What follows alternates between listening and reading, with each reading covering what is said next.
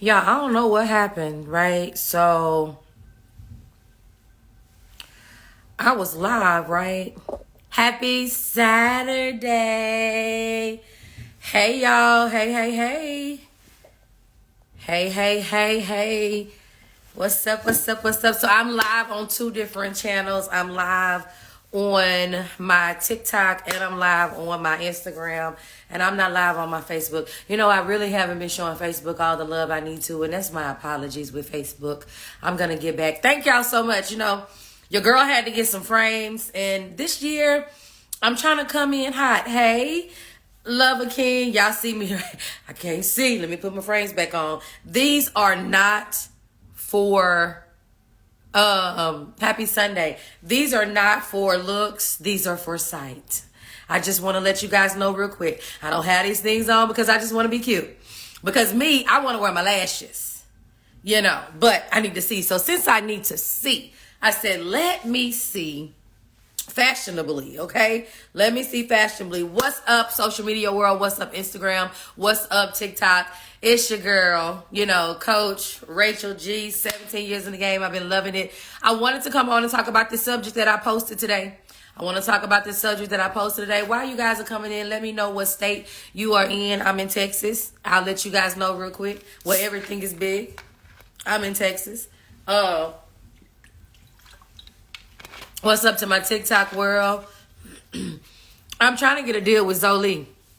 Like, I'm an ambassador for so many companies. They ship me things. I wear them. I get like this, you know, I get paid for wearing the things, but Zoli still hasn't. And you want to know why Zoli has not given me any type of endorsement deal? Because there's two people that look just like me. They're very similar to me. So since, a lot of y'all are down the street and around the corner from me in Texas, let me find out we need to do a link up. Do we need to do a Houston link up in Texas? Do we need to? Because we can. Y'all aren't far. So real quick, y'all, if you haven't signed up for my I'm Somebody's Wife, I'm Somebody's Wife starts tomorrow. I'm Somebody's Wife starts tomorrow. Yes, I'm Somebody's Wife is for single women, married women, all women. I have married women in I'm Somebody's Wife. If you want to be the best wife that you could be, if you want to be a better wife, you want to sign up, it's only $15 right now. It ends today at 5 p.m. Central Standard Time. It closes. Because I have hundreds of women that are already in there and they need to get their ebooks. They need to get all their information. They're going to be getting all that tonight. We are going in on tomorrow. Tomorrow is Daily Dose. We do the Daily Dose on every Monday through Friday at 6:30 a.m. So you're going to see your girl all the time. But I want to talk about something, a topic, you guys, that I talked about in the video that I did. And it's been heavy on me. It's been heavy on me for a very, very long time. Because a lot of people want to be a wife. They want the title, but they don't want to operate as a wife. You sign up in my, you sign up in my bio or inbox me. A lot of people want that title of a wife. They want to just be known as a wife, but they're not really a wife. A lot of people have to, and even in this, I found that society now has allowed so many women to think and feel that they are equal to a man. Just because you pay your own bills don't mean you are equal to a man. And a lot of women say, oh my God, Coach, I want to be in a relationship. I want a man. I want this. I want that. If you want all of these things, you don't even act like it. And I know there's the book that think like a lady, act like a man, or whatever it is. But that makes people want to act like men. And we will never be able to take the place of a man. And this isn't for everybody. This isn't for everybody. If you are not desiring a relationship built on biblical principles, let me go there. If you're not desiring a relationship or a marriage that built on biblical principles, everything I'm about to talk about today is going to go over your head. So save yourself the time, save yourself the fingers and the thumbs by trying to reply to me in a negative way, because this is for people who are saying, I am trusting God for a spouse. I'm a praying spouse. I am wanting to do things the biblical way. So let me start here. This is the one thing I've been wanting to say. In Genesis 2, the 18th verse, God said it wasn't good for man to be alone. Read it. Read your Bible. Read it and look it up. He said it wasn't good for man to be alone. But did he create woman right then? I want to get on the men first. I want to get on the men before I even get on the women. Because, I want to have my ladies back real quick. I want to have my ladies back real quick. Now, if you notice, God created the heaven and the earth. He did all those wonderful things. Then he decided, let me go ahead. He looked. Let me back up. He looked. 2 and 18. He said, you know what? It's not good for man to be alone. But man just kept on working. He still had a job that he needed to do. God is a God of order. He's not going to say, oh, okay, let me go ahead and give you a wife, even though you are putting in job applications. And no, Adam had to complete his task that he had before he could go to sleep. And I said I wanted to do the men before I even got her on the women. A lot of you fellas are wanting submissive wives. A lot of you men are wanting women that are going to be that wife, that old school wife. But you ain't even got no job. You can't even lead yourself, but you're trying to lead somebody else. You want this woman to go out and you want this woman to work as hard as you do, but then come home and carry on the duties that you're supposed to. Like, make it make sense. Even Adam, before he could even be blessed with the helpmeet, before Adam could be blessed with help, he had to help himself. I need somebody to put in there, Adam had to help himself. I need you to write in the comments, Adam had to help himself. Adam had to help himself. I hope y'all, if y'all went to church today, great. If y'all didn't, you're finna go to church right now because I'm about to take you there. And if you guys are wondering, yes, I'm a minister. I can go there. I can go there. So yeah, let's go there. Adam had to help himself before Adam could even go to sleep. But then we got these lazy men out here who don't want to work, who want to stay home and play the video games, who want to do all of these things, who want to drive their woman car while they going to work, who want to be stay at home dads or whatever it is. You have to work by the sweat of your brow. You cannot say, and I get it, if there's a medical issue going on, and if you guys have took turns and say, you're going to get your degree and then you're going to work and I get my degree or whatever, that's an understanding. Y'all have goals. This is for people who don't have goals and you just think that your good looks, you think that dictating a woman, you think that, your charm is going to be enough to make a woman say, oh my God, this is for me. No, you got to go out and do some work. You got to go out and be found doing. And that's what Adam was doing. Adam was being found doing. There is a lot that leads up to a man that requires a type of woman that I'm even finna talk about. So before I get on here and just talk about women and what women should be and what women should do, I want to get on the men first, because the first men, you got to be a good steward over what God gives you. You got to make sure that you're being that husband that wife needs. A lot of women want to carry on the wife title. However, why should I operate as a wife when I don't even have a husband? I got a man, or I got a kid, I got a boy. You know how many people I talk to that say they are tired of raising their children and their men too? They go out here and they work the hardest. The men don't want to work, don't want to do this. Let me tell you something, ladies. If a man ain't got no job when you meet him, don't think that you're finna change and make him get a job, because he's not. You can't raise no man. What K. Michelle say? He already grown. What you gonna do? For real. I don't understand that. So when we say we want to be a submissive woman, we want to be a submissive woman to a husband who deserves our submissiveness. So fellas, the things I'm about to talk about and the women that I'm about to describe and the things I'm about to say to encourage these women, don't get on here saying, I know that's right, finally somebody said it, if you ain't got no job. If you ain't got a roof that you can put over her head. If you don't have things that you can do for her. And I do understand it takes two these days to raise a family. There are two people. But if we are doing this the biblical way, if we are raising a family the biblical way, in Genesis 2 and 18, God said it wasn't good for man to be alone, but he did not create Eve right then. Adam completed his duties and his task. Then Adam went to sleep.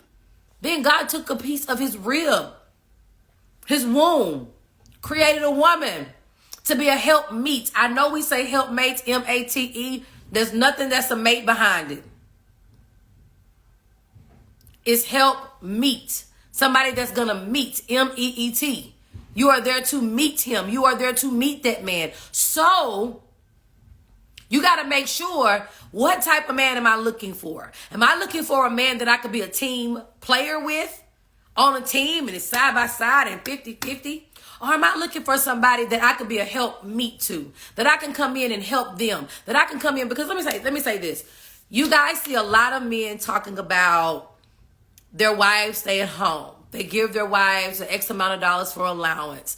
Their wives don't have to work. The money that their wives have, it's their money. And we look and we be like, oh my God, I want one of them. Well, you got to do what one of them is doing. You know, number one, a wise woman builds her house and a foolish one tears it down with her hands. Y'all better get up in the I'm Somebody's Wife challenge that starts tomorrow. Because if y'all think I'm talking about something right now, I'm finna go dig deep. I'm talking about we're going to scale it all the way down. So if a wise woman builds her house and a foolish one tears it down with her own hands, we as women have to understand and realize we have to find out what is our role as a wife. What does a wife really do? What does it mean to be a wife? If you're on TikTok, look on my bio. Or if you're on TikTok, inbox me. I will give you the link to the I'm Somebody's Wife 21-day challenge. Right now it's for Martin Luther King special. Martin Luther King's Day is on the 15th. Instead of being $97, it's only $15. And you'll get the sign up and we start tomorrow. But listen, what does a wife really do? A lot of these men that are talking about doing for a wife, do you know, and I even want to go here. There was a young lady who did a live, a post, and a bunch of people sent it to me and wanted to know what was my thoughts. And they just said it reminded me of things that I talk about and things like that. She has college degrees. I know you guys have seen it. She's had over 10 million views. I think it's so awesome. She has a college degree. They both were in college. She was complaining about, you know, her goals and the things that she was trying to do. She wasn't complaining, telling him I need money. She was trying to stand on her own 2 feet and saying, I want to bring more to myself. He saw the purpose within her and told her to walk away from her job. They wasn't even married. He called her job and said, the woman said, your husband. And she was like, I don't even have a husband. But he took on a husband role even before they became married, told her to quit her job, moved them to a better place, then moved them to another place where she could have better lighting in a skyrise. And she's walking in her purpose. A lot of women, you got to check your motives. Why do I want to be a wife? Remember what I said? A lot of women want the title, but they don't want to operate in it. A lot of you are wondering why you have not been found yet. A lot of you are wondering why you're not married yet. You want the title, but you don't want to really be a wife. You don't really want to cook. You don't really want to clean. You don't really want to encourage him. You don't really want to, be there and do what you're supposed to do. You don't want to do that. You want to be able to tell him what you think and how it's going to be too. You don't want to give your opinion and then turn right around. And after you give your opinion, he goes with something else. And you're looking like, I'm not being heard in this marriage. It's a difference between being heard and it's a difference between a man leading. If you say, being heard says, baby, I need some time. That's being heard. Being heard doesn't say, well, I said that we needed to do this. And I said that we needed to do that. That's not your job, sis. That's not your job. There's a certain way you do things. Even in communication, there's a certain way you do things. When you have to trust that man enough to know you are marrying somebody that's going to lead you. Because first of all, he's being led by God. And let me be real with y'all. My last marriage, I thought I had that and I didn't have it at all. Found out I was married to somebody who couldn't lead me because he wasn't being led by God. And when I found out he wasn't being led by God, I removed that leadership from him. I did. I said, if you're not leading me God's way, I cannot follow you. I don't follow Muhammad. I don't follow the Black Bible. I don't follow all of that. I follow God and that's it. So for that, in that moment, I was like, okay, I'm in the wrong situation because it wasn't like this years ago. And that's what you have to understand. If you have to be careful in making sure a person is equipped to lead you according to God's will and way. That fear, he goes to God. One of the ways you know if he's leading you, this is a wonderful thing I love to do. I talk, even if I'm dating someone, I talk to them in this manner, you know, even if it's something I'm thinking about that I think may be good for them. And this is one of the attributes of a wife that is very important. You can have an opinion on something. You can have something that you want to say about something. It's all in the way you talk to a man. I know you guys probably saw the video that's circulating about the lady whose husband was coming home late. And y'all probably heard me a couple of weeks ago on the Daily Dose talking about how we talk to our husbands and making the house a place of peace. Because an elderly woman, an older woman told me that the success of her marriage for 40 years was how she treats her husband when he walks through that door. She said, young girls got a problem. They so quick with their mouth. She said it. She said, baby, the reason why a lot of y'all can't stay married long and the reason why, you know, husbands go out and do what they do is because y'all don't know how to be quiet. Y'all don't know when to talk, and when y'all talk, y'all don't know how to talk. Y'all talk to that man like he y'all child or he y'all equal. When that man is the king of your castle, that man is the king. When you marry somebody that you know God has sent in your life, that is your leader. She said, in some sense, that is your Lord. He's not the Lord of all, but he is somebody that's sent by God to lead you God's way. And that is where we mess up as women. We think that we automatically have the right because we got degrees. We have the right because we have jobs. We have the right because we have all of these things. We automatically think that we are equal to a man, but we are not. We are not equal to a man. I don't care how much money I make, and I don't care if I make more money than I do another man. He is still a man. Still. Now, what's my beliefs? I believe that if we're doing this the biblical way, a man is there to protect, a man is there to provide. No. You're the house, taking care of the house, the lights, the water.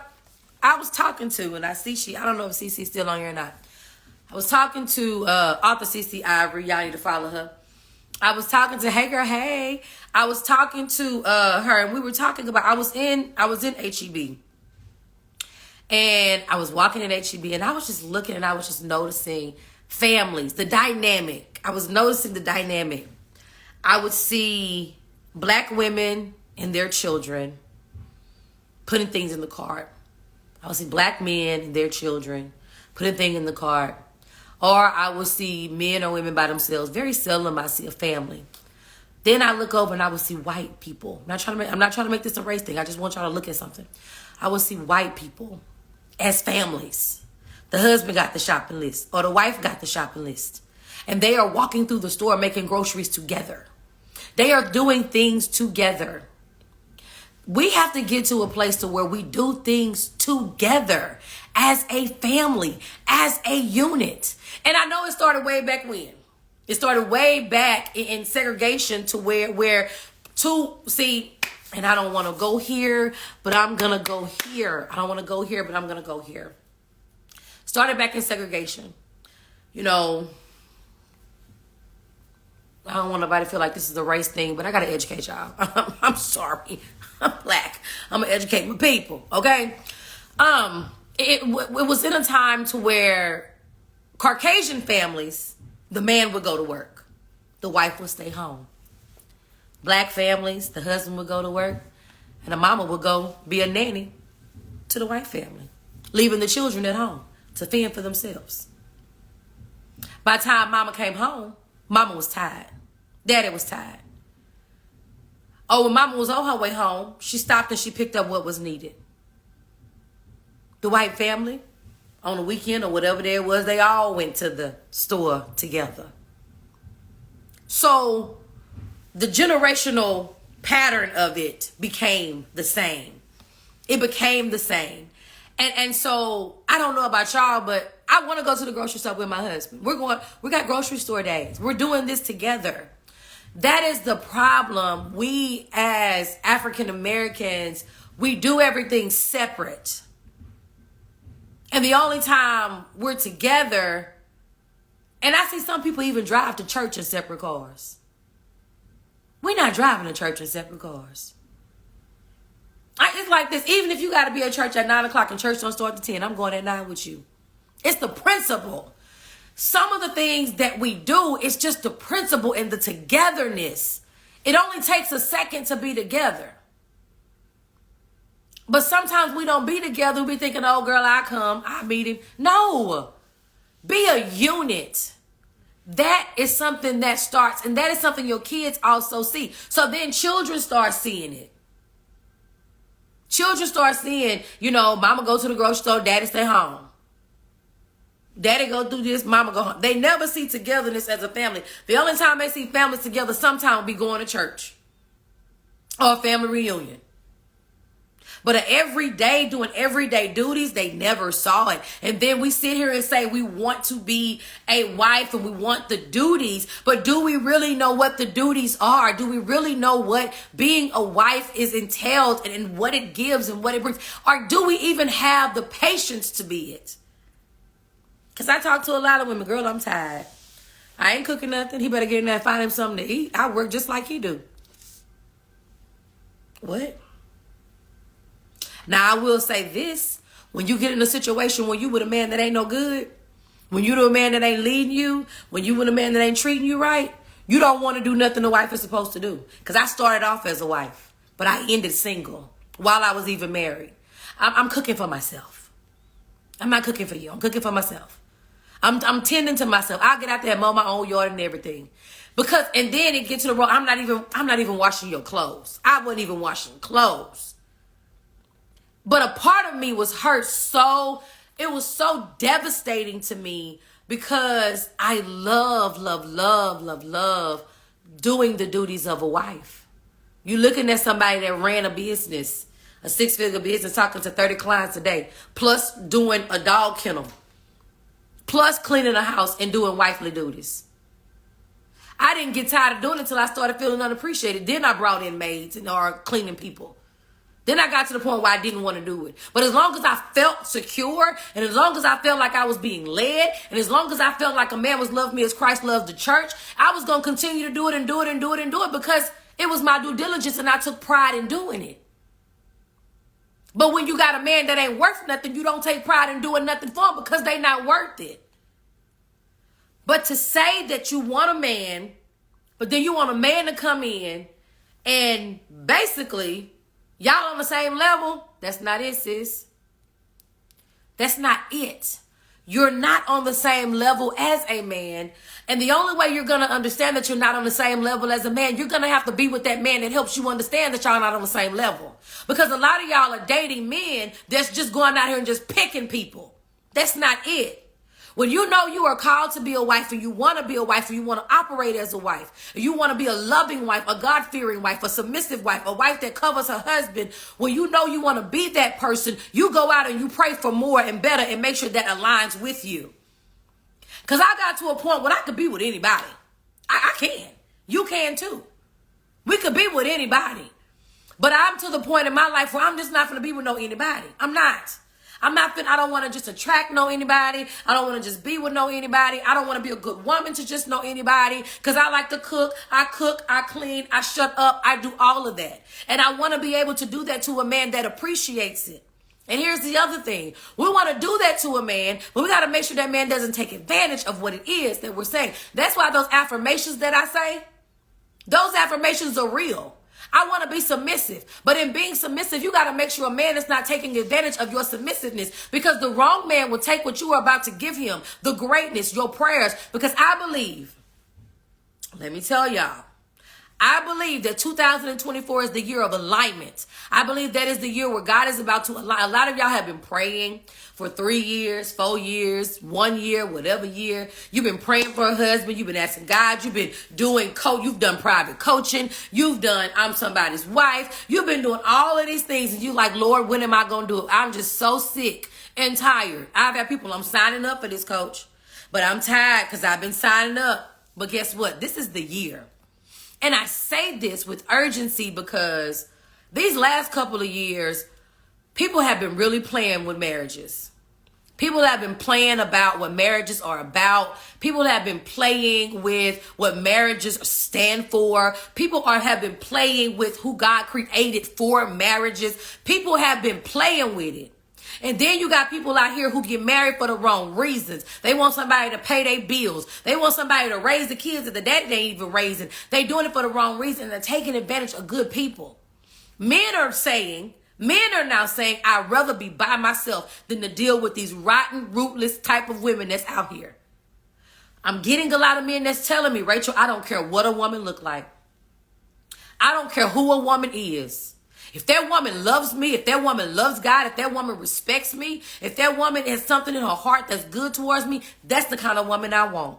I don't care what her body is shaped like. I don't care what her bank account looks like, because I'm going to be a man and take care of her. That's why I said it's urgent that you guys get it together, because all of you have been looking and waiting and being patient that God sends you someone, that God aligns you with someone. But let me tell you something, that time is here, because real men are looking for real women. You just make sure that you are in good standing with who you need to be.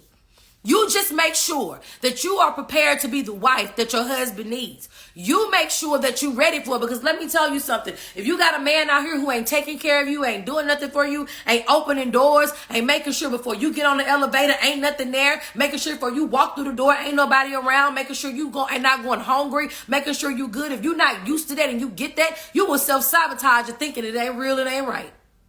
So a lot of you are looking for something, and what you are looking for, you need to prepare yourself for that. Because it's coming, and they're out there, and they're very much looking for wives. Because they sick and tired of the sick and tired. They sick and tired of these women that's out here using them for their money. They're over it. But you got to make sure. You got to make sure that you actually want to be a wife. You got to make sure that, and people be like, oh, I don't have time to cook and clean and go to work too. It's all about structure. I believe that a woman can do it. You're talking to a woman that's done it. You're talking to a woman that's done it. I believe that women can do it.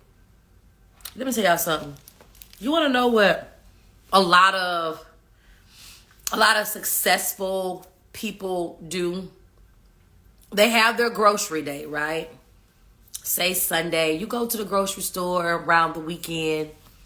You see, unless it's a stay-at-home mom whose husband has given her the credit card or the card, and she does the grocery, that's her duties. You know, that's one of the things that she does, her husband. But you see, and a lot of that happens when people do shift work.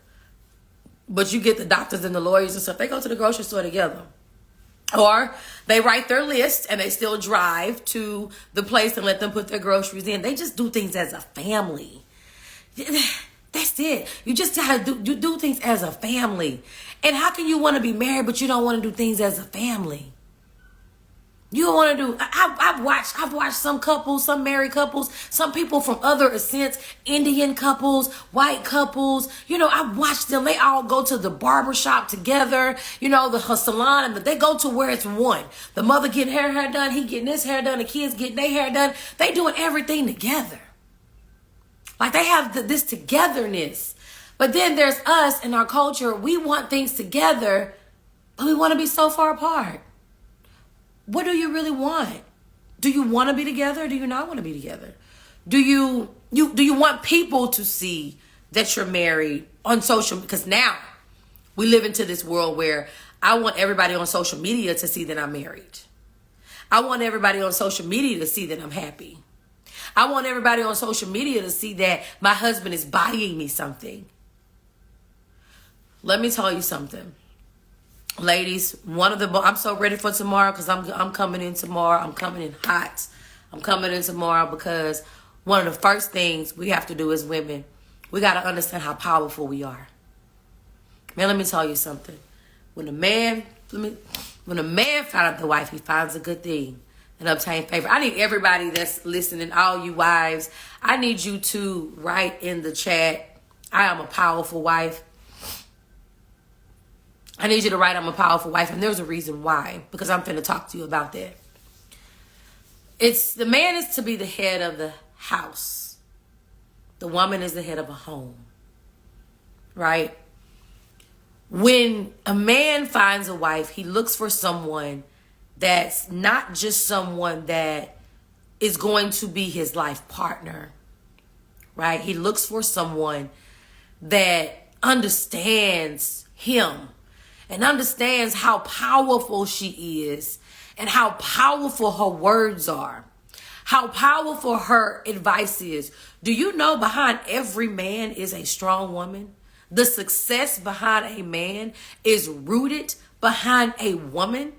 The advice that she gives, you know you got the power to push a man to be the greatest man that he could ever be. I don't care if you guys met and was working at Burger King together. I don't care if you guys met and was working at Chick-fil-A together. You can push him to own a Chick-fil-A. Your words, your power, how powerful you are. You do not understand the power that lies within you that you have the ability to bring. That's why it is so important not to get mad when everybody else get married and you wondering where your husband is. Because you got to look at it like this. I'm too powerful for anybody just to have a piece of my power. And I'm going to be real with y'all. I thank God every day. Every day I wake up with tears in my eyes, thanking God that he got me out of a marriage that was not aligned by him, that the enemy tried to have to sabotage my purpose and how powerful I am as a woman, as a wife. And that there is a man out there that's going to appreciate it. A man out there that's going to be 10 times greater of a man because of how powerful I am as a wife by his side, pushing him. That's what you guys have to understand. A lot of you are wondering, why haven't you gotten married yet? Some of these men don't deserve your power. And some of the men that may have been yours, that you thought could have been yours, at that time, the timing wasn't right. They was looking for the Coke bottles. They was looking for the look. They was looking for somebody that looked like a wife. Somebody that's going to give them a lot of props. The Proverbs 31 woman, her husband didn't get props because of the way she looked. It was her power within her. It was who she was. That's what made. I'm going to say it again. That's what made people praise him. They praised him for how powerful she was, for the things that she was doing for their family, her prayers, her. So you got to look at it like that. How I'm too powerful. So if you're wondering why I had you to put that in that chat and you ain't put it in there yet, because some of y'all wait. Well, let me see what she going to say first. You're too powerful of a wife to connect your power with a man that's not a husband. Because every man let me tell you something. The Bible does say when a man findeth a wife, the Bible says when a man findeth a wife, which means number one, you're operating as a wife. That's number one. So you're operating as a wife. But here's the thing. The man has to know that he's a husband as well. But here's the other part of that, ladies. Just because a man finds you doesn't mean that you are subjected to that man. Because there's a lot of men out here that will find you that's not the one. And the enemy knows, like I said, I keep saying it, I thank God every day that even though I got married and everybody was like, oh my God, this is it. Oh my God. I thank God that marriage still isn't on me. Because that wasn't a marriage aligned by God. The imposter came in and played his way in. But prayer moved him right on out. Because a person can play you all they want. That's why it's very important not to rush. Everybody like, oh, I'm going to get a baby this year and I'm going to get married this year. Don't rush that. Don't rush. What are you rushing for? Are you rushing to have sex? Are you rushing to get married? Take your time, because if that is your life partner, you need to know everything about each other. I don't care if God came down and talked to both of y'all and said, y'all are the one meant for each other. Okay, we're meant for each other, but let's see. What are your rules on this? How do you feel about this? What are your goals on this? What are your goals on that? Because you can get in a marriage and you two can know that you're supposed to be for each other. And because you have no communication skills and you have no understanding, you two find yourself at odds with a blessing. And you don't want to be at odds with a blessing. If you love them enough to educate each other about each other. Love each other enough to go to counseling and therapy. Love each other enough to have a fire drill to know, how do we remain happy in this marriage? Because if not, y'all gonna be zombies, spiritual zombies, walking around all the time. Nothing is gonna be good but being in spirit together. Stop taking the word and running with it without preparing yourself for the word that you receive. And I'm a prophetess. I give people words all the time. But at the same time, it comes on condition. Educate yourself in whatever area. You can say, I want a degree, I want to be a doctor. But there is a process in being a doctor. You're going to go through some stuff. Because even though you got the mind and the heart to be a doctor, they're not going to give you no knife. Half of y'all don't even know how to wash your hands properly, but you want to be a doctor. There's levels to it. And those levels to it allow you to be put in a position to be successful at it. And that is the problem. Now is the time for you to learn how to be successful in whatever it is that you are wanting to do. You are wanting to be. You want to be that wife. Great. You know you're somebody's wife. Great. But can you really sit back and say, even if this is, there's an ebook. There's an ebook that goes with the I'm Somebody's Wife. And I was looking over it last night because I have to email it out tonight. I was looking over it last night, and it was something in there that was so powerful. I had to read that again. I had to check myself because I was like, what? Would you be able, let's do this scenario, right? Would you, oh wow, Felicia, that wasn't it. And thank God he did. Thank God the promotion came when it came. Just moved him right on out the way. If you were putting in the same amount of money that your husband was putting in for something that you guys needed in your family, you know, something with your house. Let's say the roof. You guys were redoing your roof and the insurance wasn't taking care of it. You have a job. He has a job. He's taking care of everything. He takes care of all the bills. He takes care of, you know, all the food in the house, and the insurance say, well, this isn't covered because life does happen. So you guys are going to come out of $12,000 because that's the average roof amount. I've sold my home, so I know. The average roof is about $12,000. So you guys are going to come out, and he says, you know, you're looking and you realize, okay, I've been working and I got money, and this man ain't, you know, he been taking care. I could put $6,000. So he don't even ask you. You just volunteer and say, baby, no, I'm going to go half, right? You go half on him. Y'all making a decision about the kind of roof that y'all want. And all of a sudden, you know, you want black. You want all of what you want because of what it looks like. He says he thinks that you guys should use a different type of roof because of the stability. So you guys won't have to go through needing another roof down the line. Do you sit back and do you say, okay, you know what's best for us? Or do you say, I put down $6,000 just like you put down $6,000. We just going to have to agree on something because I'm putting as much money in this roof as you is. As a matter of fact, I got $12,000 I can pay for a roof because that's how some of us talk. Can you submit to his authority and leadership even when you put in the equal amount for what it is? Like I said, a lot of y'all want the title as wife, but you can't be. Can you sit back and say, oh, okay, because he know best? Or do you feel like we equal in this thing? Because this is my money. I need to know. Because we have to, as women.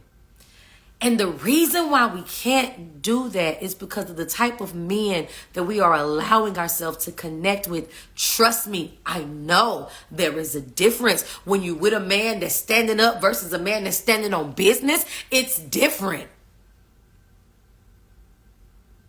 You don't know how you finna be led. You don't know because a lot of these men can't lead themselves. That's why you got to be careful because with the wrong man, no, you can't. They don't know nothing about a roof. They just talking. You got to be able to trust God. And again, we're talking about biblical principles of a marriage. What I'm talking about is Bible. I started, my scripture was Genesis 2:18. Okay? That's what I'm talking about. So if you on here just saying you don't believe in all of that, this ain't for you. I'm talking about women that say, I've been praying and trusting God for a husband. I've been praying and trusting God to lead God and direct me for who he has for me. There is a way that you have to do it. And I'm sorry, you can't be led by a man that you don't know who's leading him. But when you know who's leading that man, and when you know who has called that man, when you know who, without a shadow of a doubt, that man is going back to the drawing board and saying, Lord, give me the things I need and the wisdom I need to lead my family. You can sit back and you can let him lead. You can sit back and let that man lead. Can you close your eyes? Can you close your eyes and let that man take you without opening your eyes to see, like, where we going? What we doing? Okay, you just close your eyes and be like, wherever you lead us, I know you're not leading us astray because you're leading us God's way. And that's what happens when you allow yourself, women, even now, to say, Lord, I trust you to lead me to the man that will find me. Stop thinking that a man just gonna be out here and this man is you just gonna randomly run up on a man and he randomly gonna be the man. You can't make that man a man of God. You can't make that man lead you according to God's ways.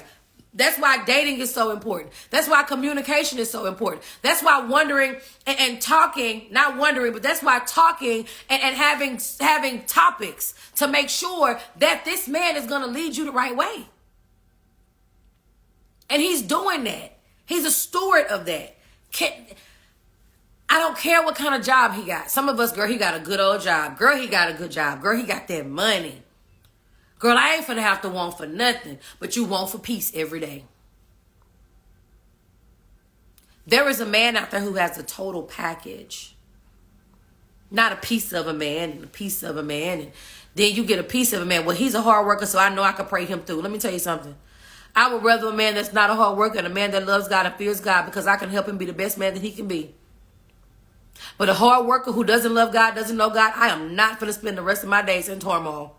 I'm not going to spend the rest of my time trying to figure out how I got to pray. Do you know what it's like to pray for a man who does not love God? A man that does not want to lead you as Christ leads the church? Do you know the headache in it? I just got out of it. And I'm telling y'all, it ain't fun. It's a headache. There is no life that you have. There is no life that you have. How did you go from leading me quote unquote God's way to now we got Allah and we the Quran and what is this? Let me tell you something. But you try to pray. Oh, this is just a spirit. I'm going to pray. I'm going to fight. And guess what? It brings you down. It tires you out. It stresses you out. That's not what this is supposed to be about. I'm not praying no man until salvation ever again in life. As a matter of fact, if that means he's a preacher, he's going to have to be a preacher. But I'm not taking nobody because I did it. And I'm telling y'all right now, it's not a good feeling. It is no fun. It's no fun. Stop thinking that you can change a man. Stop thinking that you could pray a man through. Because even though, this is the thing, you want to be able to pray. And I'm super excited because I already know this is how it's going to go for me. As for me and my love life, I know this is how it's about to go. I'm going to pray that God lead guys and directs him. I'm going to pray that, the things that, because he already has a prayer life. I'm just backing up his prayers. He already has a relationship with God. I'm just sitting in and I'm just going in and going. It's so much easier to pray and fast for your husband who is already that man of God. Or a man that loves God versus a man that's so far from God and you trying to pray that he even attends church on Sunday. You got a long way to go. Because even a man that loves God, even a man that fears God, they still go through tests, trials, and tribulations. They still go through temptations that you got to intercede for. That's enough in itself. But you want to take on the role of praying for somebody and being there for somebody that don't even love God? Don't even have a relationship with God? Do you know all the hell that you're about to reap in your life? Stop thinking that you can get a man. Stop thinking you can get a man that's a hardworking man. You can pray salvation into him because you can't. Or you can take him to church and maybe the church can clean him up. Because guess what? Even if God work on him, it may be 6 years down the line for he really the man you want. Now, we not Jacob. Jacob worked 14 years for Rachel. 7 and ended up with Leah, turned right back around and had to work another 7 for Rachel. You shouldn't work. Don't work that hard. It is not a woman's job to work hard to make sure that her husband is a husband. What did I say in the beginning? In Genesis 2. Jesus just glanced over and looked at Adam and was like, oh, okay. I done gave bears. The lion has a lioness. The dog has a dog. The cockroach got a cockroach. Maybe man needs a help meet. Maybe it's not good for man. Oh, but he ain't done doing what he needs to do. Get back to work. Adam got back to work. And it was when Adam was done with his duties. So stop thinking you can get a half man and turn him into a whole man, because that ain't happening. You get a half man trying to turn him into a whole man, you're going to have a whole mess on your hands. And ladies, let me tell you something. Stress brings high blood pressure. Stress causes cancer. Making yourself sick over a man that you're trying to convert to be the man that you want him to be will drive you in a grave. Some things are hereditary, but some things are brought upon ourselves. And you get with somebody that's wearing and tearing down your heart, somebody that's sitting up here and treating you like crap, you're going to get tired. You're going to find yourself tired. It's not worth it. All because we don't want to be patient and wait on God. Because there's a lot of things we could be working on while we're waiting. You know, God propels prepared people. A lot of us wonder why we're not propelling, because we're not really prepared. We act like we're prepared, but we're really not. Because there's still some things that we have to come up to. There's still some things that we got to live up to. There's still some things that we got to build ourselves on. Whether it's patience, whether it's kindness, whether it's soft words, whether it's less speaking. Whether it's knowing what to talk about, everything isn't meant for you to go to your husband with. I'm giving y'all some of my stuff I'm going to be talking about in 21 days. But I'm going to go in depth and deep with it, with real examples. Everything isn't. Because you got to know, because this man is already dealing with a lot in this world. That's why the Bible says a wise woman builds her house, but a foolish one tears it down with her own hands. And I'm not rewriting the Bible when I say that, but I just seem to think that a woman's hands are not as powerful as her mouth. Sometimes your mouth is your hands, and you could tear your house down with your mouth. And a lot of us, we get upset. Oh, that's old school. That's them old wives. You know, that's that old school teaching where women couldn't talk in the church. I'm not talking about that. Don't get it confused. Don't get it twisted. I'm not. And even then, who was carrying? Who was preaching? Who was the women were? What I'm saying is, we got to get to a point to where we know how powerful our silence is, but how powerful our words are. And we got to know when to use them. And we got to know when to sit back and not say nothing. You know, in my ebook, and I really like it, y'all. I was really looking over this ebook called The Wife Checklist. I got an ebook that I just wrote that is actually for I'm Somebody's Wife. They're getting this free ebook. But in the ebook, The Wife Checklist, it talked about I'm over here patting my laptop. it talks about speaking and knowing when to speak. It talks about all that. It talks about being okay to not rush to response with an answer. We think every communication skill, my number one thing I love to help people with in my programs in all my 17 years. The ebook right now is only going to be for I'm Somebody's Wife 21-day challenge, but it is going to be in my store after that.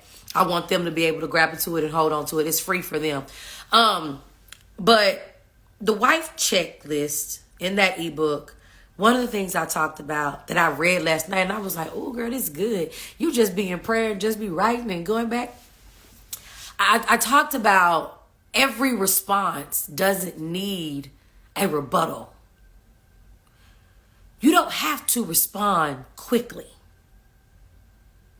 Think about what you were about to say. I'm really tired of a lot of women apologizing a lot, all because they spoke too soon. They emotionally spoke. I teach my clients how to think logically and speak logically, even though they have an emotional moment. The Bible even says, like Cece said, the Bible says you got to be slow to speak, fast to listen. You are wanting to communicate to understand and not to answer. And this is not a defense. This is not a game. When you and your husband are having a conversation, you guys are having a conversation to relate, to build a relationship, to become better people for each other. That's what that's for. He doesn't need you to respond in a way that's problematic, toxic, and combative. And now you guys are arguing because you want to be heard. It's okay to say, it's okay. Number one, I'm the type of communicator, I repeat. Because I want to make sure I heard you correctly. And even while I'm repeating, it's giving me enough time to digest, because not all conversations you can say, okay, give me a minute. Let me think about that. Because the first thing we think when people say, let me think about, oh, you're trying to think of a lie.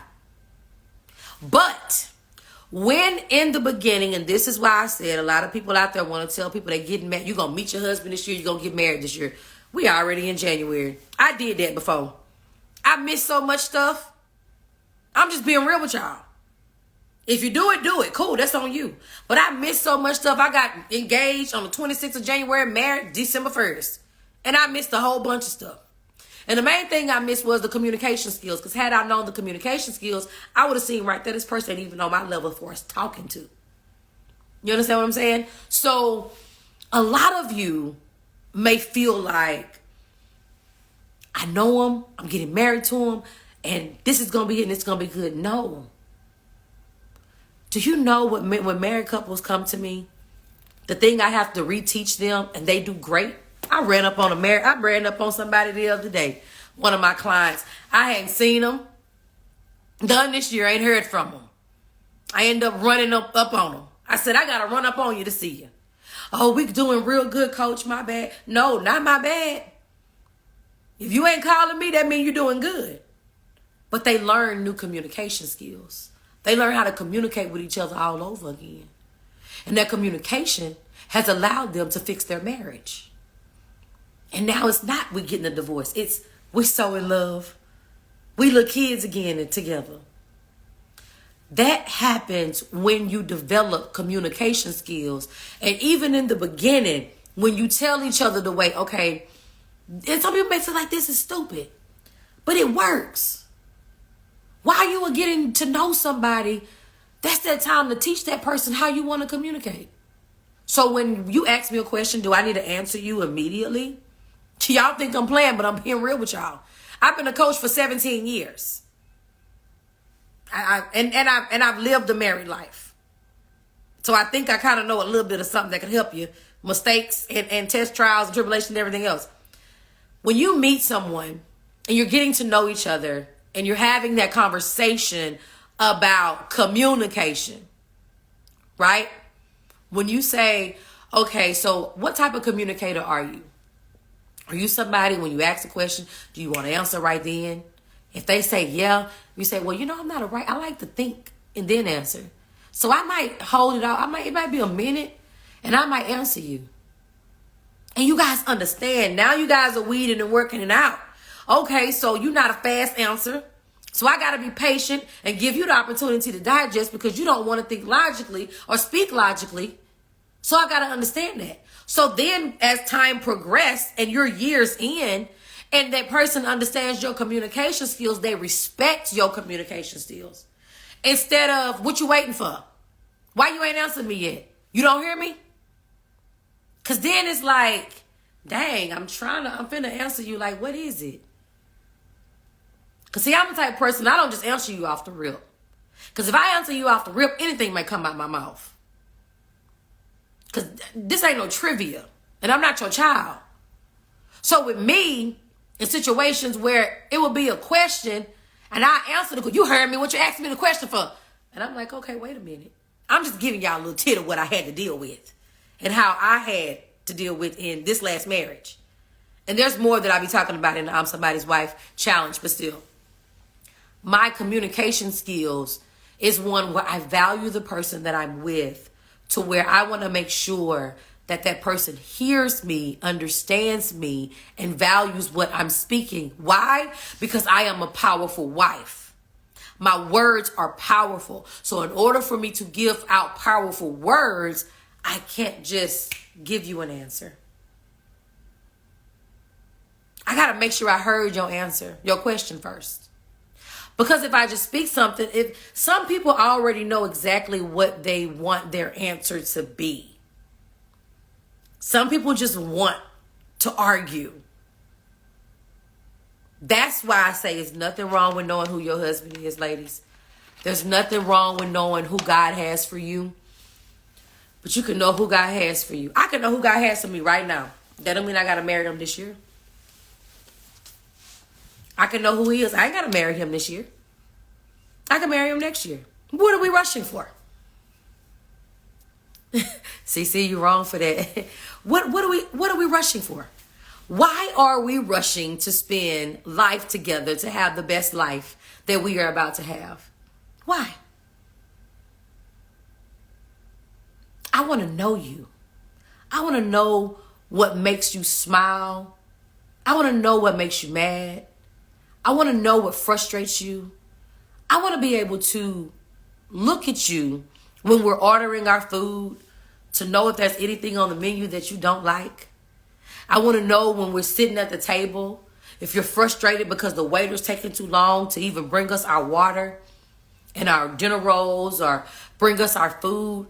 I want to know when you look over and look around, what does that mean? Because guess what? If you got a man that has a sharp fuse or whatever the case is, or is impatient, or is structured in a way where it's like, we got here 10 minutes before them other two tables and they've set those other two tables. I mean, the other two tables have their drinks and their appetizer and we're still waiting to be served. If you know that man is a person of structure and order and it was like, we were here first. Let me give y'all an example of why I'm saying what I'm saying. If you go out on a date with somebody you don't know and you just want to hurry up and get married and a situation like that happen, what you making that face for? What's wrong with you? That's nothing you should never ask your spouse because you should automatically know. I was the type of person, I pay attention. I pay attention real quick. Because I step right in. You know, I'm like, some of it is from my skills of coaching of all these years. But a lot of it too is I was raised and brought up. I'm a PK. I'm a country girl. So nobody fixed. My mama did everything. Fixed the food, did everything. You know what I'm saying? So there were things that I saw. Like, ain't nobody fixing my husband food. Unless we're at a restaurant. But if we somewhere at somebody's house, baby, what you want to eat? I'm going to fix his food before I fix mine. And so I pay attention to a lot. And even on dates, like first dates, I can tell when a man is aggravated. And he's just trying his best. He like this, like looking at everybody. I will say, hold on, I'll be right back. I will go to the bar. I've done it before. I will go to the bar. I would ask to speak to the manager. And I would tell the manager, we are at this table. And the server still has not came. Because I picked up. He agitated. He aggravated. Something disturbing my king. I'm not liking that. I don't want him to have to say anything. I'm saying it for him. And I do that. I don't know if y'all do it. I do it. I'm not going to sit up here and ask this man what's wrong. What do you think is wrong?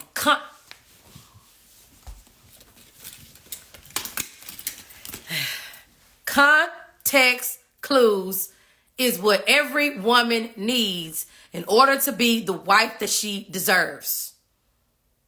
Context clues. You gotta think outside of thinking. You gotta look outside of looking. You gotta know outside of knowing. You can't just automatically think off your dome, because guess what's gonna happen? You're gonna think wrong.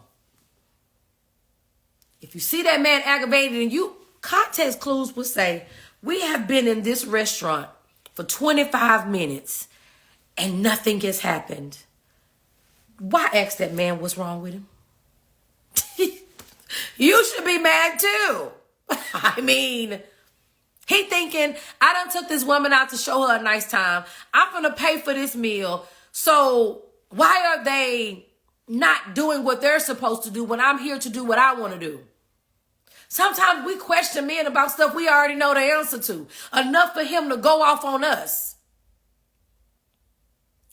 You don't become a part of the problem. You become his piece. And a lot of women do not know how to become his piece, because they don't have context clues to be able to see where the problem is. And when you can't see where the problem is, you like the dude off of life. Tell him about the gun loan, boss. Repeating everything. You're not helping me. You only doing what I'm already doing. What are you doing? But a lot of us want the title as wife, but don't know how to operate and be in one. And we say, oh my God, it's a lot of work. No, it ain't. Let me tell y'all something. One of the most easiest jobs is being a wife. One of my most easiest jobs in the world. You know, been coaching for 17 years. I'm a dog mom. I've done a dog kennel. I've delivered dogs. I've delivered puppies for my friends. You know, I've gotten out in the yard, mowed the yard. I'm a country girl. I know what it is to check the oil, all that. I know how to do it. The easiest job that I've ever had was being a wife. To me, it's the easiest job to have. And a lot of us are making it the hardest job. And we're making it the hardest job because we're putting too much thought into it and too much work into something that comes naturally. But we do that when we don't know what to do. And the reason why I'm somebody's wife and I do coaching, because I know a lot of people they weren't blessed to see a 2-parent household. They weren't blessed to see a wife doing wifely duties, the family dynamic. Like, they weren't blessed to see it. Even like we would do like school time. Like, I would really, really be mad and hate when we went school shopping as a family, because I'd be like, I'm not going to get what I want. If it was just me and mama, I would get what I want. But we went school shopping as a family. We did things as a family. The only thing we really didn't do as a family was go to the grocery store, because my mom was a stay-at-home mom. It was 5 kids. Back then, in the 80s and 90s, it was much cheaper for a woman to stay home with that many children. In some cases, it is now. Go and make you a TikTok. Make a TikTok family or something. And make some money and just stay home. But I saw it. So that is where a lot of my advice come from. I lived it. I know. I would get up in the morning, fix a man breakfast, like when I say fix a man breakfast, take the eggs, scramble them, pan sausage, make a burrito or whatever breakfast sandwich, fix the lunch, the leftovers from last night or whatever it is, or sandwiches. You don't want, it's too hot outside. Okay, we're going to do sandwich. That's another thing. If it's 90, 100 degrees outside, don't you dare get that man no pot roast to go out and to eat. And then you wondering why he's sick and got high blood pressure. He don't need that. He needs a sandwich, something that's going to help him. Don't fix him a full course meal in the heat. And you wondering why he got high blood pressure and he got headaches. He needs a sandwich turkey, mayonnaise, bread, cheese. He don't need all that hard stuff. Okay? I would do that. I would do my devotion, do my groups, talk to my clients. By 3:30, I was done off the phone with clients. 4:44, my ex-husband would walk through the door. I'm in the kitchen finishing up the food. Every day he walked in, I was in the same spot. I was in the kitchen cooking food because at that back door, the kitchen, me, we're right here. So the first thing he sees is me. Whether I got cussed out, whether I got talked crazy to, whether I got rolled eyes at, I did the same thing. Hey, baby, how was your day? I was a happy, go lucky, jolly person till I got to the point where I was like, oh, no, I'm not doing this. It got to the point where I wasn't even home. Oh, I got to go to the store. Oh, I'm going to wait until 4 o'clock, 4:30 to go to the store on purpose. Because I'm not being led. So I remove myself from my duties. But any given time, I'm there. When I get married again, I work from home. Now, granted, sometimes I got to go out and speak and do these different things. Oh, yes. I don't care how hard I work. My husband will have food. He will. Very much so. If I know I got to be on that plane on Wednesday and I got to turn back around and come home on Thursday, it's going to be Wednesday and Thursday food already cooked. And it ain't going to be the same meal. I got you some stir fry for Wednesday. I got you smothered chicken for Thursday. He already fixed. I love to cook, so I can't, and I cook fast. That's just me. I cook. I don't have a problem with it. But when you put it in your routine, when you make it a part of your lifestyle, it's so much easier to do it. But when you're not used to doing it, it's kind of hard to do. So that's why I tell people, even now in your singleness, people say, well, how do I prepare to be a wife? The things that I'm talking about you not doing it, start doing it now.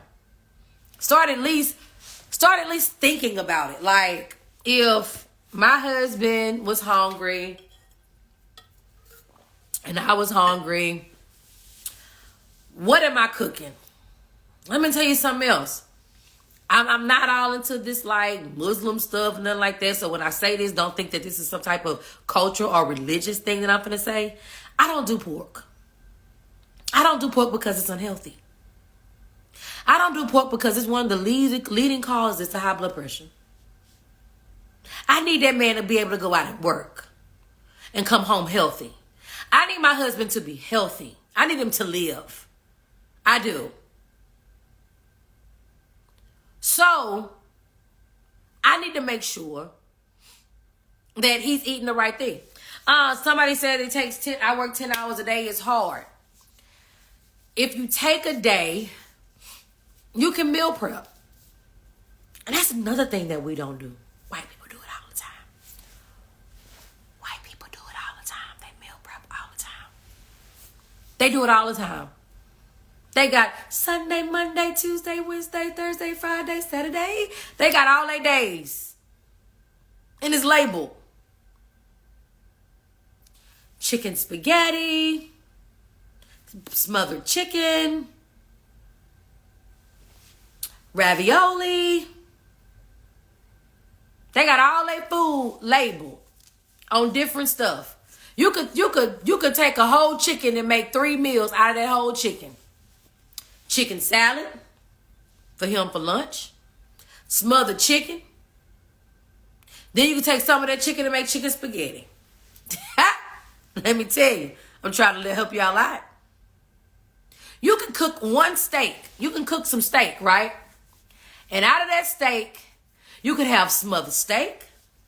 You could have pepper steak. You could have fajitas.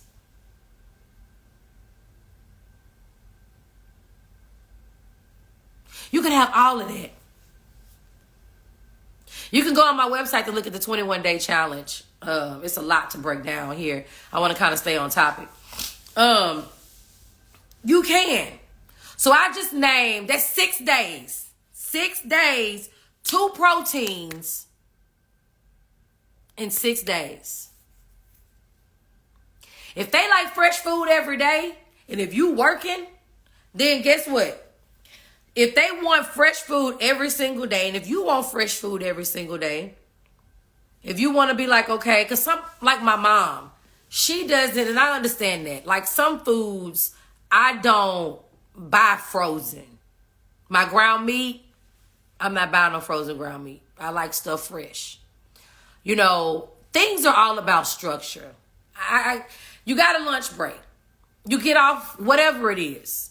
Spaghetti takes 30 minutes. That's why sometimes some families are eating at 8 o'clock. You get off at 5. You go to the market. And not only that, let me tell y'all something. Don't act like you don't have time to go to the grocery store when they got apps. Kroger's. You can put what in the morning. It's in the morning. Well, honey, what do you want to eat? I'm trying to help y'all out here. Because excuses is not it. You guys have already talked. Oh, you want spaghetti? Crock pot, pressure cooker. It's all there. You want spaghetti? Okay, let me go on this app.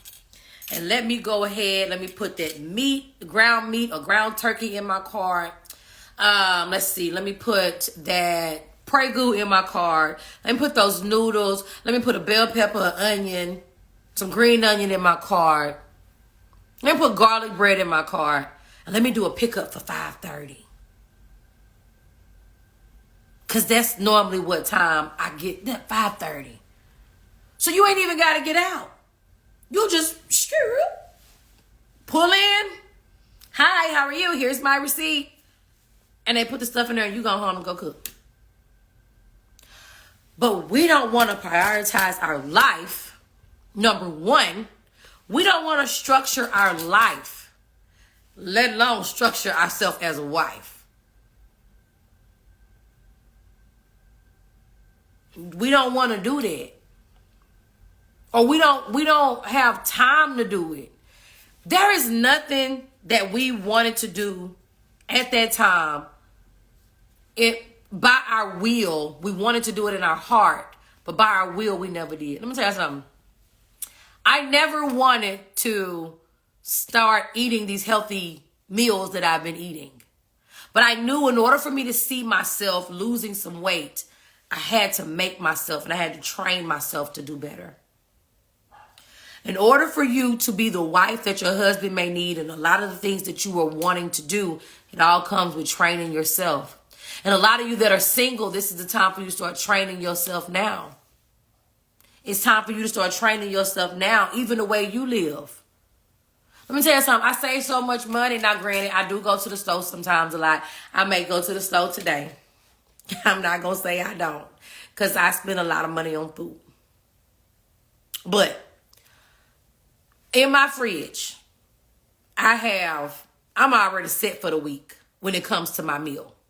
I'm already set for the week when it comes to what I want to eat. Now, if it's something like ground meat, like I told y'all, if it's something that's fresh, then I do that. But if you start preparing and conditioning yourself now to be a wife, when the husband comes, you don't have to do all of that. Like I said, a lot of y'all want to be a wife, but you don't want to operate with the title. Ain't nobody got time to be cooking. Ain't nobody got time to be cleaning. Well, first of all, if everybody cleaning up behind themselves, it ain't a lot to do. It makes no sense for you to be single and your mirror to be dirty in your restroom. It makes no sense for you to be single and your house not be organized the way it needs to be. If you have structure within your life now, bringing in someone is not hard. Because you got to wash anyway. So what you tripping about washing his clothes for? You've been washing, you got to wash. You got to wash dishes anyway. What you complaining for? Now, granted, there are sometimes we can get in the kitchen, y'all do stuff together, or he may know that, the workload, you know what, baby, you done had a long day, let me take care of this and let me do that. That may be so. And again, like I tell people all the time, you still have to communicate. That's why I'm saying again, you can know who your husband is, but that don't mean y'all got to get married today or tomorrow. Y'all start talking about these things. These are things that you talk about. So then when you are in the marriage, you're not complaining and arguing within these marriages about these things that you should have been dealt with. So now when you tell him, babe, I got a long week. Because on Sunday, I can tell y'all right now, when I get married, Sundays, me and my husband, we talking about our week. Baby, what you got to do this week? He probably got a busy schedule. I probably got a busy schedule. And we just trying to figure out who got what schedule, who going to do what. So if I say on Tuesday, my schedule is packed to capacity, and he says, well, we going to go out to eat on Tuesday. Don't worry about cooking. Or I'm going to cook. Or if you cook, baby, I'll wash or whatever it is. That's the balance. Because that's going to happen. You're still going to have balance within your marriage. Don't think you're not. You're not going to come in and be Susie Sally Maker now. That's not it. But the very thing that a lot of people need to even educate themselves over is that common conversation. That common conversation on what is the duties during the week and what are the things that we need to do. Having that conversation, that's important. If you're just tuning in right now, I see EC on the mic. What's up? Eddie Connor. Y'all got to check it out. Monday through Friday, 6:30. 6:30. The place to be is on YouTube. The place to be is on his Instagram, his TikTok, his Twitter, his Facebook. That's the place to be because he's going to educate you and make sure you have your pen and paper because it's definitely some notes that you're going to take that's going to make your life better, okay? But listen, you can easily say that you want to be a wife, but you give excuses of operating like a wife. That's not what it is. You have to make sure that even in your singleness, you are operating like a wife. If you feel like when I get married, my husband got to do this, this, and this. Like the video I posted today. I don't know if it's just a country girl thing or if it's a South thing, but we're very big on being wives. We're very big on cooking and cleaning and nurturing our husbands. We're very, very big on making sure if he got a headache, he got some medicine. We take care of our husbands because we cannot have them sick. That's the provider. That's the protector. You can't say, girl, he'll find something. He'll figure something out. He'll eat something. You mean to tell me this man is going out working with a headache? This man is going out working with his body aching. This man is putting his family first. And then you can't even give him a sandwich? You're looking at him crazy like, what we gonna eat? You should have been figured out what y'all are gonna eat. Because if he's not eating, then he's not healthy and your house is not being provided for. And we say we want to do it, but what we have to understand is if you do not start doing it now for yourself, how are you going to do it for somebody else? If you don't start having a pattern now, cooking now, cleaning now, structuring your life now, how are you going to do that for a man? I told y'all, I give y'all the story all the time on the Daily Dose. That's Monday through Friday, 6 a.m. I tell y'all all the time. It's like your mother telling you, when I come home, I want this room clean. And you hurry up and clean a room because you hear your mom coming down the street. A lot of you want to be wives. And a lot of you want to get married for the title, for sex, for people, for whatever. But then guess what? As soon as a man comes, then you want to hire somebody like me because you don't know nothing about being a wife. You are trying your best to try to figure out what do I do and how do I do it. You don't even know how to be quiet. I said it earlier. You are a powerful wife. And the reason why you are a powerful wife is because of the power that you hold within yourself. But in order for you to be that powerful wife, you got to know several things. A wise woman builds her house but tears it down with her own foolish hands. And I say with her mouth. Because a lot of us don't even know. We talk out of turn. We talk out of turn. We feel like we're equal. I don't care how much money you have in your bank account. You're still not the man. I don't care what you do in your life. You're still not the man. But you have to make sure that you are trusting God. You take a person like me who is a leader in life. I lead my clients. I lead people. I give advice every day, all day. I've told some people to divorce their spouse and they've divorced them because I saw what was best.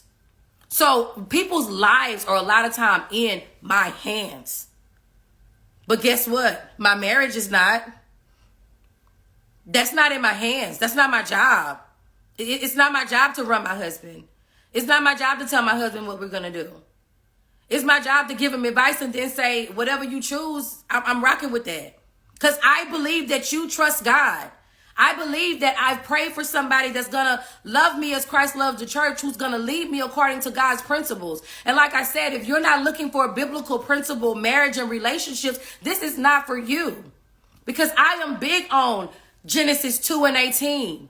God didn't want man to be alone. So yes, God brought woman, but before a woman could even come into a man's life, that man had to be doing something. Adam had to complete all of his tasks. And I'm going to even say this. Men sometimes have to complete, and ladies, you can meet somebody, you can be with somebody, you can feel like that somebody is somebody, you can know that somebody is somebody, and then that you and that person goes and that person starts getting their ducks in a row. Adam did it. God knew he was going to bless Adam with a wife. She was going to be bone of his bone, flesh of his flesh. She was going to be a woman to help meet. Somebody that he could lead, guide, and direct according to God's principles and laws. God knew that. But God also knew that there were things that Adam needed to do in order for God to bless him with Eve. If Adam would have took another 10 years to do what he needed to do in the garden, he still wouldn't have Eve. So some of you are sitting here asking God where your husband is. He's somewhere getting himself together, sis. Let him do it. Let him finish. He that begins a good work in you will see you through. Let God. Let go and let God. Let God do what he needs to do in that man's life. Let God bring and put that man where he needs to be in his life. That's the problem. A lot of y'all want God to do it for you right now. And I done already told y'all. I just gave y'all the rundown of my life. You want God to bless you with a man. You want God to bring you that man. And you say, Lord, I know I can a sanctified wife sanctifies her husband. You do not want to go through hell in your life trying to pray for somebody to have a relationship with God. That is not your job. That's not your job, sis. That's not your job. Now, granted, I married someone and they said they loved God, but come to find out they were Muslim and didn't believe in God, didn't like church people. And I removed myself from that situation. But I would have never married someone that said they didn't love God. You can't love me. Because if you got to love me as Christ loves the church, that means there's something that has to be done right in the middle of it. If you're going to lead me God's way, that means you already have to be led. The same way you are preparing to be a wife and you are stepping in and preparing yourself to hold yourself accountable to a certain standard as a woman, the same thing a man should be doing right now. Men should be preparing themselves to lead. Men should be preparing themselves to provide, to protect. Adam had to do it. I even want to go here. I even want to go here. I really wish EC was able to come live with me. I don't know if he can. If you can, EC, if you still on, hit that invite button real quick. Let's bless the people. I mean, now we really finna go up in numbers and everything else with knowledge and power, because he's yeah. So check this out. Even in the leadership, let me tell you how powerful it is. Let me tell you how powerful God looks at the structure of marriage, and God looks at the structure. Oh, you still on here? If you want to come live, hit that invite button so I can tap you on in, tag you it. Let me say this. When Eve ate the fruit, Eve didn't know she was naked. Adam didn't know she was naked. The instruction, the manual, the leadership, what God said to man, God was already molding. Listen, God was already molding Adam before Eve even was presented. Adam didn't need, y'all, this is getting good. I'm getting excited. It's Sunday. If y'all ain't been to church, I'm going to take you there. Before Eve even came, Adam was already preparing for something he didn't know what he was preparing for. That leadership, that obedience. Because when Eve ate the fruit, nothing happened. Nothing. Eve could have ate that fruit. Adam could have said no. They would have still remained innocent and naked. Because when she gave it to Adam, she had already ate it. Let me tell you how powerful it is and how wonderful. You have to make sure that the person that God has for you is somebody that's listening to God and that will lead you in fear of God. Not be so caught up on your looks, hips, lips, and everything else. Will be able to say, no, this is not what God wants. Because when Adam ate that fruit,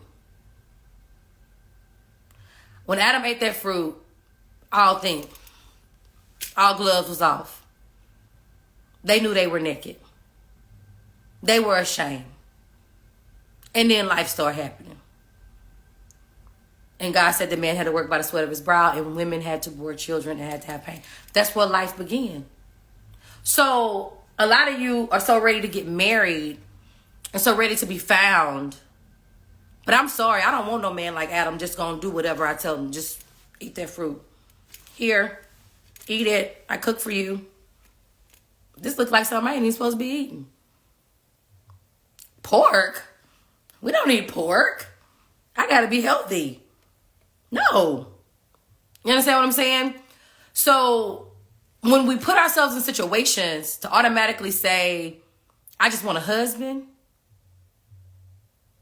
I just want a husband. I just want a husband. I just want somebody that's I just want a husband. Some of y'all act like, is it Isaiah 4:1? Where is Isaiah 4:1? Oh, I don't have, somebody look it up, Isaiah 4:1. Well, it's going to be, what is it, seven women to one man. And it says, basically, in a nutshell, I got everything I need myself. I just need you to take the spoil away from me. We're living in a day and age now. We have women who don't care anything about a husband or a man. They just want what they want. When the hot times come, they just want to be satisfied. Because they got their own house. They got their own car. 2 jobs, work hard. They're a bad broad. That's it. If y'all ain't know, sit down. But anyways. But we have to, when you say, I want God to lead, God, and direct me a certain way. I want God to do for me what I'm going to try to. I want God to do for me what a little bit. I'm from the South. Y'all gotta watch it. I'm very knowledgeable on my words and what's going on in the world with stuff. But when you say that that's what you want, you gotta prepare yourself to be patient for that. Because out here in this world, you could have whatever you like as women. I don't know a woman on here that can't go be with somebody, because there's somebody out here that's going to be with you. Whether it's for a moment or a lifetime, they're going to be with you. But when you say you want somebody that's going to be with you, somebody that's going to cherish you, somebody that's going to lead you, guide you, direct you, somebody that's going to listen to God in order to nurture what it is that God has given him to give to you.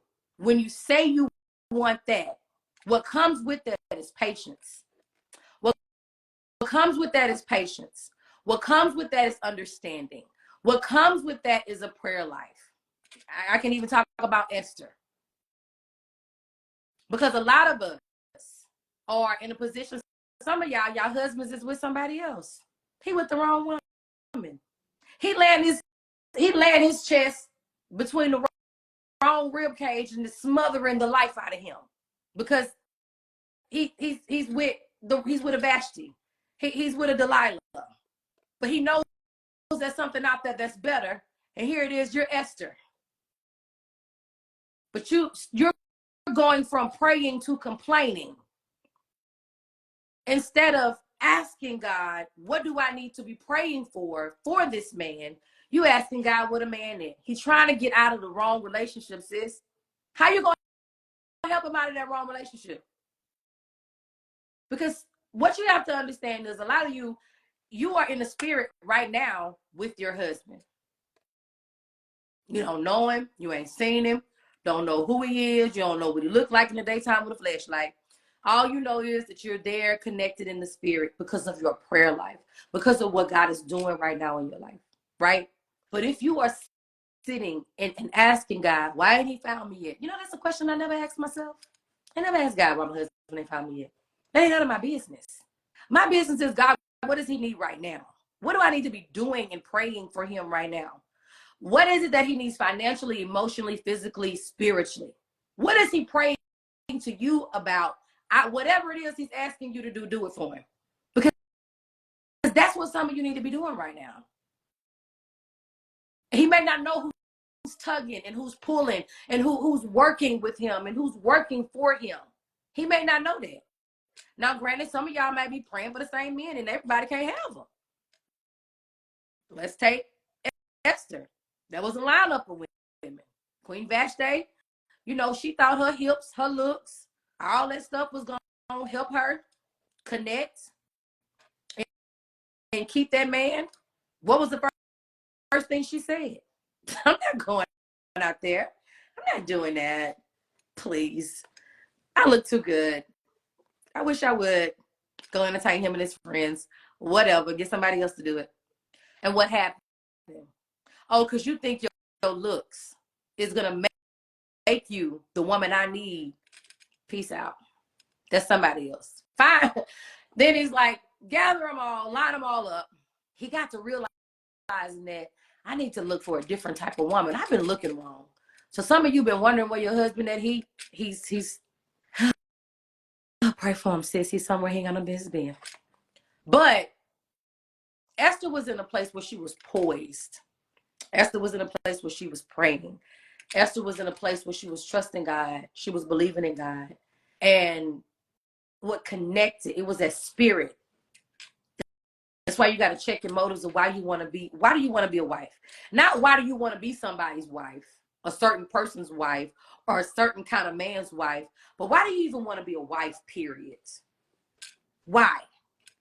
Because if some of you knew why you wanted to be a wife, period, some of the people that you're even trying to align yourself with, you'll realize they're not even it.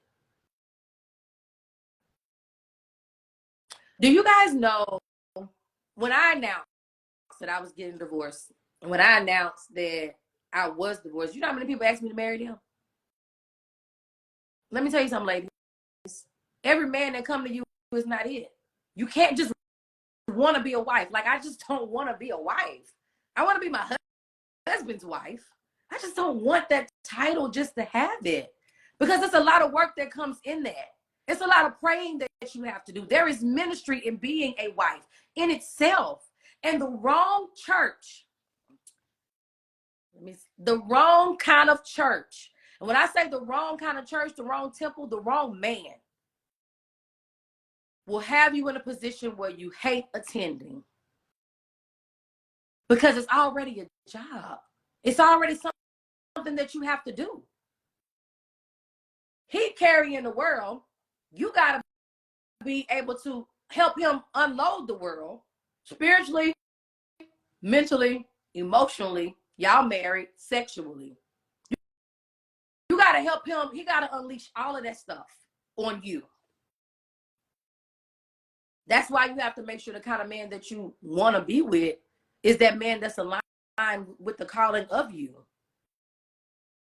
Because it's not in your will or your way all the time. You don't always want to do this.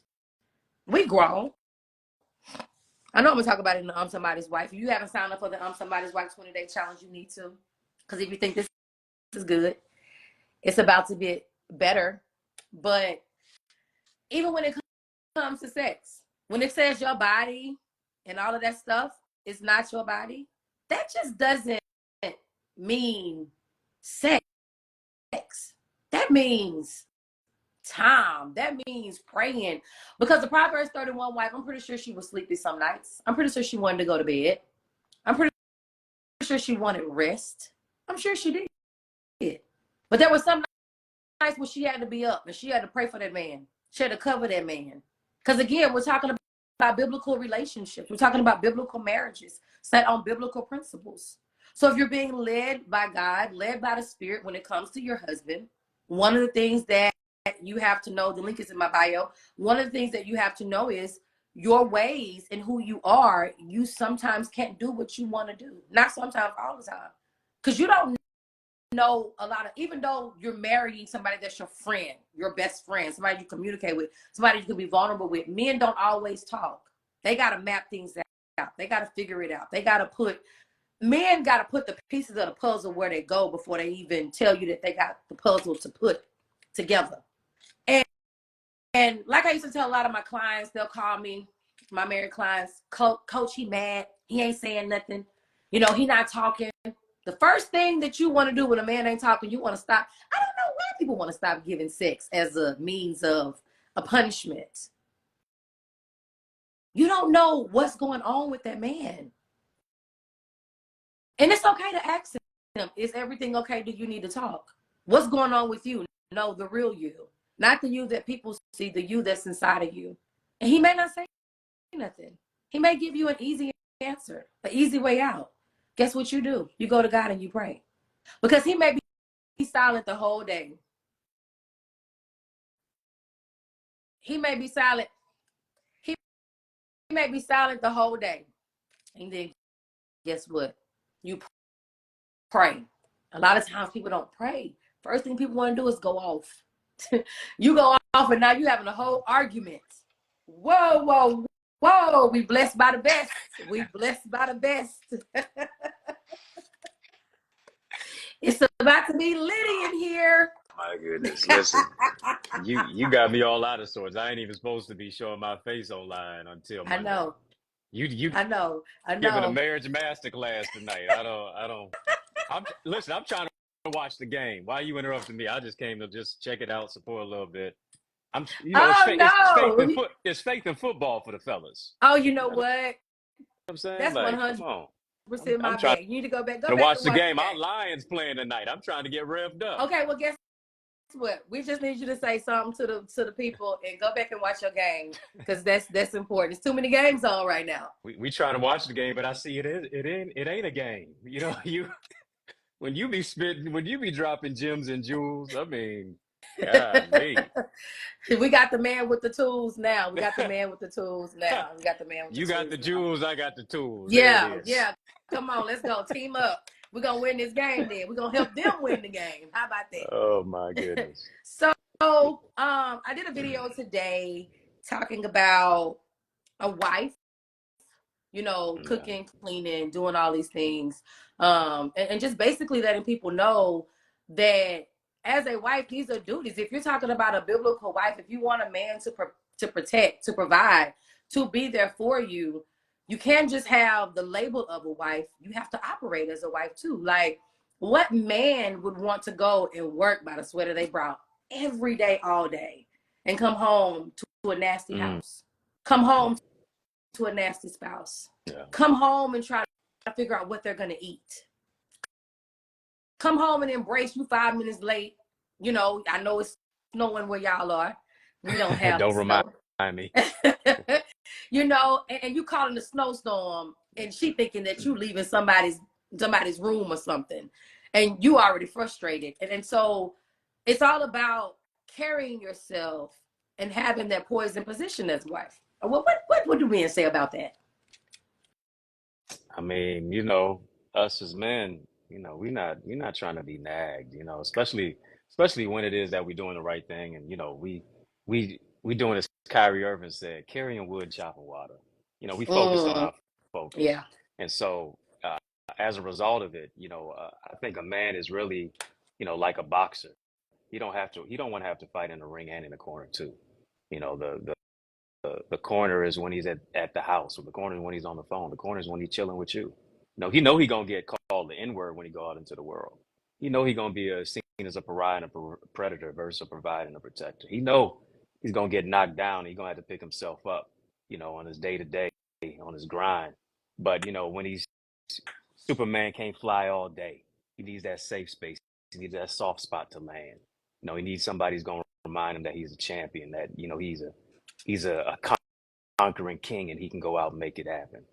But if he's getting that friction while he's trying to be the best man that he can possibly be, that's more than a movie title. Yeah. You know, you're gonna see less and less of him. Right, right, You know right, what I'm saying? right. Yeah. I know we got less and less and less of time because you keep looking up at the screen like I'm trying to watch the game. Again, thank you so much for being on here for real, No. for real. But even in that, I think a lot of women want to carry the title as wife, but they don't want to operate in it. And the operation isn't when you are in a relationship or when you are a wife, because when a man finds a wife, he finds a good thing. That's Bible. But what type of wife are you? Are you the wife that's carrying the title and you put up a front to be their wife? Or are you the wife that's operating and you have the skills to operate as a wife? Because there's more to, in my opinion, there's more to being a wife than just cooking and cleaning. There's a nurturing aspect that's a mental and spiritual side as well, because you can take, I said it earlier, you probably weren't on here, but I'd rather be with a man that doesn't make a lot of money, but has the fear of God, loves God, and is led by God, because I can help him be a better man Mm. versus a man that doesn't love God, but has a lot of money. Now I'm praying and trying to help him be somebody that spiritually he's not going to align and connect with. But women wanted to be both too now. Yeah, both. No, don't get me wrong. That's why I said rather Yeah. and rather. Yeah. Yeah. I mean, Rather. yeah. Yeah. So I'm trying to get that question. I think I might have cut in a little bit. That's okay. uh, I took accountability. You know what I'm saying? No, but I was telling women Yeah. that a lot of times it's better. We want both. But if we had to Right. make a choice, don't pick the man that's out here with all the money, but doesn't have the spiritual ability to love you as Christ loved the church, to lead, God, and protect. You know, that can't be an Adam and take care of business the way he needs to spiritually, but he's out here working and you're just looking at his money. Mm-hmm. There's a lot of praying that you're gonna have to do, because even a man of God like yourself, you guys are faced with tests.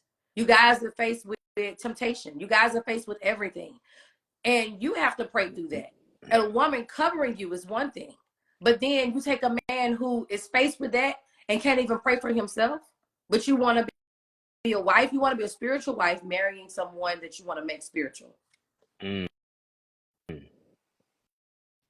That's difficult because I mean, when you think about a wife, and I got a book out there called "Wife: Wisely Inspired, Faithfully And I Empowered." endorse the book. That that is true. You did, yes, yes. You blessed it some years ago, and it's still blessing people years later. But I think it comes from the fact, are you a wife or a knife? Are you a cutter or consoler? You know, beyond just can you see, yes, the potential in the man that is becoming kinetic? Because I don't think a man should just have potential and ain't nothing happening, right? The potential has to become kinetic. Can you get behind that vision that he does have? Bring your expertise, because us as men, we see linear. We specifically straight up on the facts. Women are gonna bring the feelings and the facts with it. Y'all are thinking from a panoramic aspect, seeing different angles and different details to it. Um, can you get behind that, amplify that vision, and then stay locked in step with them? Because sometimes, you know, as men, we grind, and can you get behind a man? Sometimes maybe his money is funny, his change is strange, his credit can't get it, his dime ain't got the time, and Right. still see where he's going to be versus where he is. And then do you see Yeah. the vision that's already inside of him? And then now your vision is aligned with his, now that vision moves into a place of provision, because now you developing details, you look at the facts, you're looking at the emotional intelligence aspect, you're looking at how you two are a team, and teamwork makes the dream work. Right. Those are some factors that you gotta think about and you gotta put in play. And not only that, you just can't worry about your future husband's vision. Vision starts with knowing your vision. Vision Sure. starts with knowing who you are, your identity. And of course, Dr. Eddie has the book called Identity. And he also has the Eagles Academy that will help you understand and soar and all that, because you have to know who you are first. You know, being a wife, are you wanting to be that so that you can amplify and so that you could be better with somebody? Or are you wanting to be a wife because, like Isaiah said, you want somebody to come and take the spoil away Mm, from you? You know, so when you know who you are, and I tell women all the time, some women are desiring to date a particular type of guy, but when you really touch and agree with yourself and know who you are, know what you bring to the table, know how powerful you are as a person, also as a wife, even the type of men you attract change because the type of man you will won't change. Some of you are thinking on the low level of the type of man that you deserve and desire because you don't even know who you are yet. mm. It's so good. And you know, when you talking about that, do you why do you want to be a wife? Or as a man, why do you want to be a husband? Because a lot of people they want the title, but they can't hold down what it takes to have the function.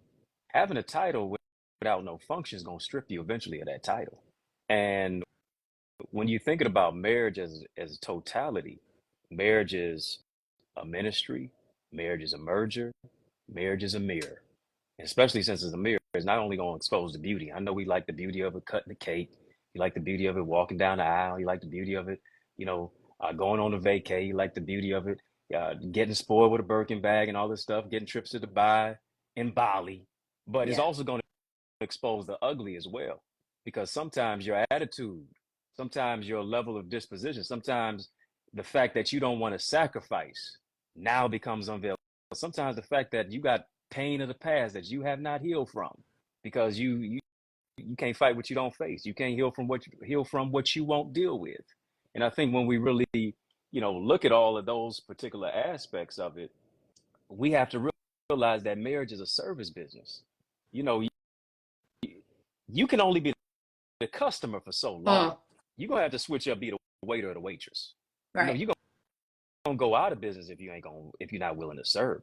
And if you're not willing to serve, marriage ain't in the business for you. I mean, we saw that with Queen Vashti. She Yeah, was not in the business of serving, right.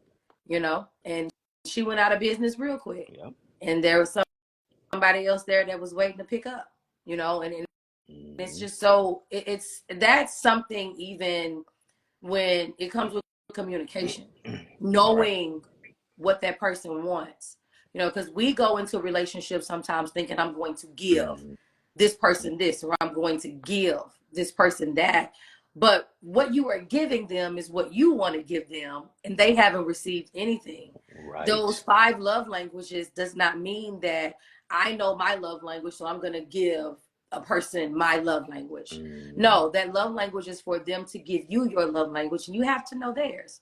And that comes with understanding, communication, knowing I want to be in a relationship, not for myself, but I want to be selfless, not selfish, because it's not always about me. Mm. But when you Right. get married for you, when you get married for social media, and you get married for the dress, and if you get married so you can be in, holidays and your family see you with someone and nobody's talking about you, you're getting married for the wrong reasons. And then you're great in public, but you're going through all types of chaos in private. Mm. Snap, snap, dropping gems.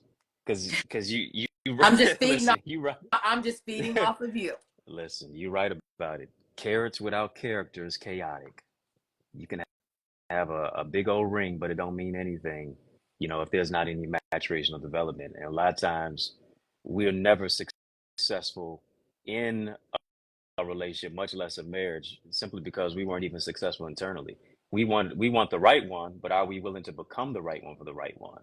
And that is a lot of times looking at our traumas, looking Mm. at our triggers, looking at the fact that now we have to heal from childhood wounds. We have to reparent ourselves because maybe we didn't see the love that we wanted to see from our father, from our mother, and now we don't even know how to be the right spouse in the house simply because our house is out of order, right? So now Yeah. we're dealing with all this internal issue and baggage, and what we feel is baggage in many cases is garbage. We want somebody to really take out our trash because we're not willing to clean up our own house. Can you love me the way my dad should have loved me? Can you love me the way my mother should have loved me? And here's the thing now. Now we don't love people the way they need to be loved. We love people the way we feel they need to be loved. Yeah. Well, I was loving you, but you wasn't loving me the way I needed to Yeah. be loved. You didn't really tap into the essence of who it is that I am. You just looked at the outside, but you didn't really focus on the man or the woman in the mirror on the inside and try to see who it is that I was. Yeah. Whom do men say that I am? You know, your motives. You know, right. Your motives. What are your motives? And even in that, like, why do you want, it goes deeper than why do you want to get married? Why do you want to marry the type of person or the person that you want to marry? What is it? What's in it for you? What's in it for them? Or is it all about you? You know, and marriage isn't about one person. Marriage is about two people coming together, becoming one. Yep. To understand that we have the same mindset. Because when Adam went to sleep and he woke up, the first thing that he saw was the woman, and he said, whoa. He knew that she was a part of him. You know? Right. You know, and I think a lot of women, I think it's okay, I would say in some aspects, to be able to say that somebody is your husband on a certain level of aspect.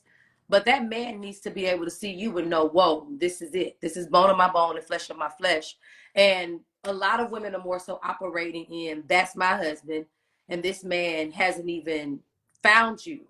And you're putting the cart before the horse, and your motives of why you even want this person isn't even in line. So you can't even operate as wife, because really and truly, you're not certified for the job for that person. That's true.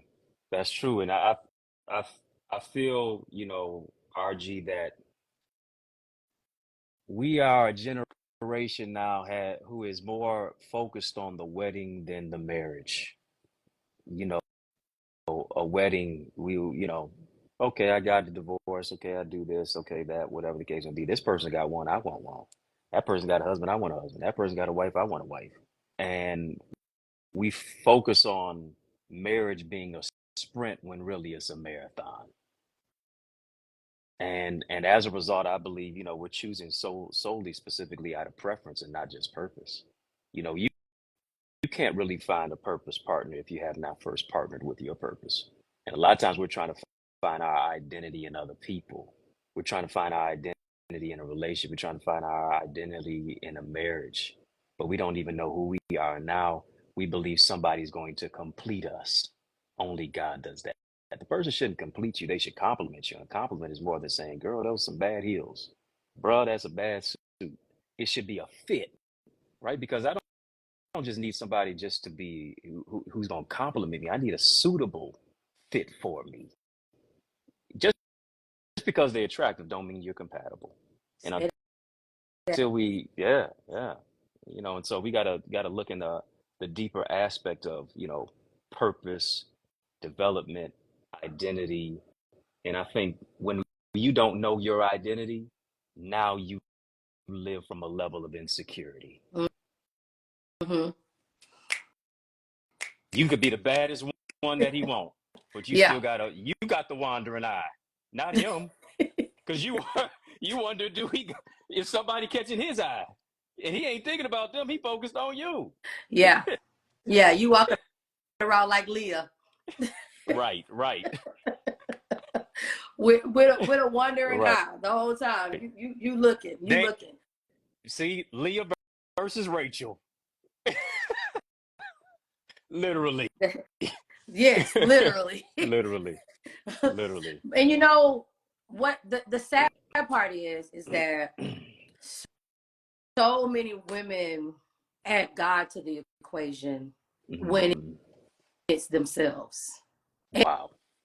And they want to, I'm from the South. I'm a country girl, and I cook gumbo this weekend. All right. And cooking don't hurt him now. Huh? Don't hurt him. Nah.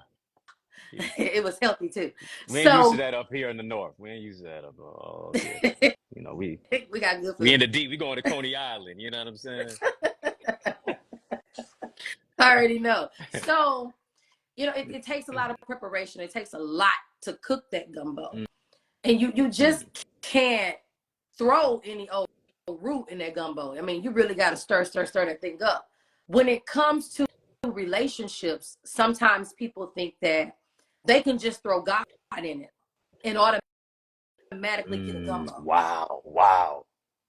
But if you aren't doing the stirring, you can't get mad at God when he doesn't produce the perfect bowl of gumbo for your life. You want My, him my. to bless you with a husband, but you still haven't done the bottom work. You haven't put in the work. It's like, God, I'm praying to you, and I know that you're going to bless me with a husband, but God's like, the kind of husband you want, you're not even qualified for. Like, Mm. you want somebody with purpose, but you're not ready to help that person walk into the purpose, or vice versa. Don't get mad when God doesn't align you with that person and God aligns that person with someone else, because at the end of the day, God is looking at our purpose. And when we are praying, and I talked about it earlier, you know, I'm divorced, and this whole big marriage thing, everybody was like, oh, wow. But the whole time, yes, God, I told a client this, God gave me the word, but the enemy tried to hurry up and come in with the word, with an action to get me off of God's word. But what Mm. God did was loved me enough, loved my purpose enough to get me out of a situation to still keep me in purpose, to where my purpose was not destroyed. Everybody doesn't get that availability. Some people are still stuck in marriages that were not called by God, and they're not living out their purpose and living out who they were called to be. There is somebody that you're supposed to connect with, that you're supposed to walk in purpose with, but you have to know your purpose first. Just because you praying to God, just because you're, going to church, paying your tithes, does not qualify you to say, God, I want this person. Because I feel like that person is a person that has purpose and they look good on the purpose skin. And God is like, but you have nothing that can contribute to that person's purpose. Mm. Because Mm. when you get married, you're supposed to elevate. There is favor when a man finds his wife, he finds a good thing and obtains favor. The woman already has favor in her, and so does the man. But when you get married, there is a level of favor that ignites. That's why you see when people get married, automatically their businesses take off. Things begin to happen in their life because they've connected with who God has for them. Marriage is much bigger. If you know, like, you don't align with somebody's purpose, either pray and ask God to help you align with that person's purpose, or ask God to put you in purpose with somebody is aligned for. Even with you being with somebody that's not in your purpose, we can be with anybody. You can pick your pick. Any, mini, mighty, mo. Boom. I can pick my pick.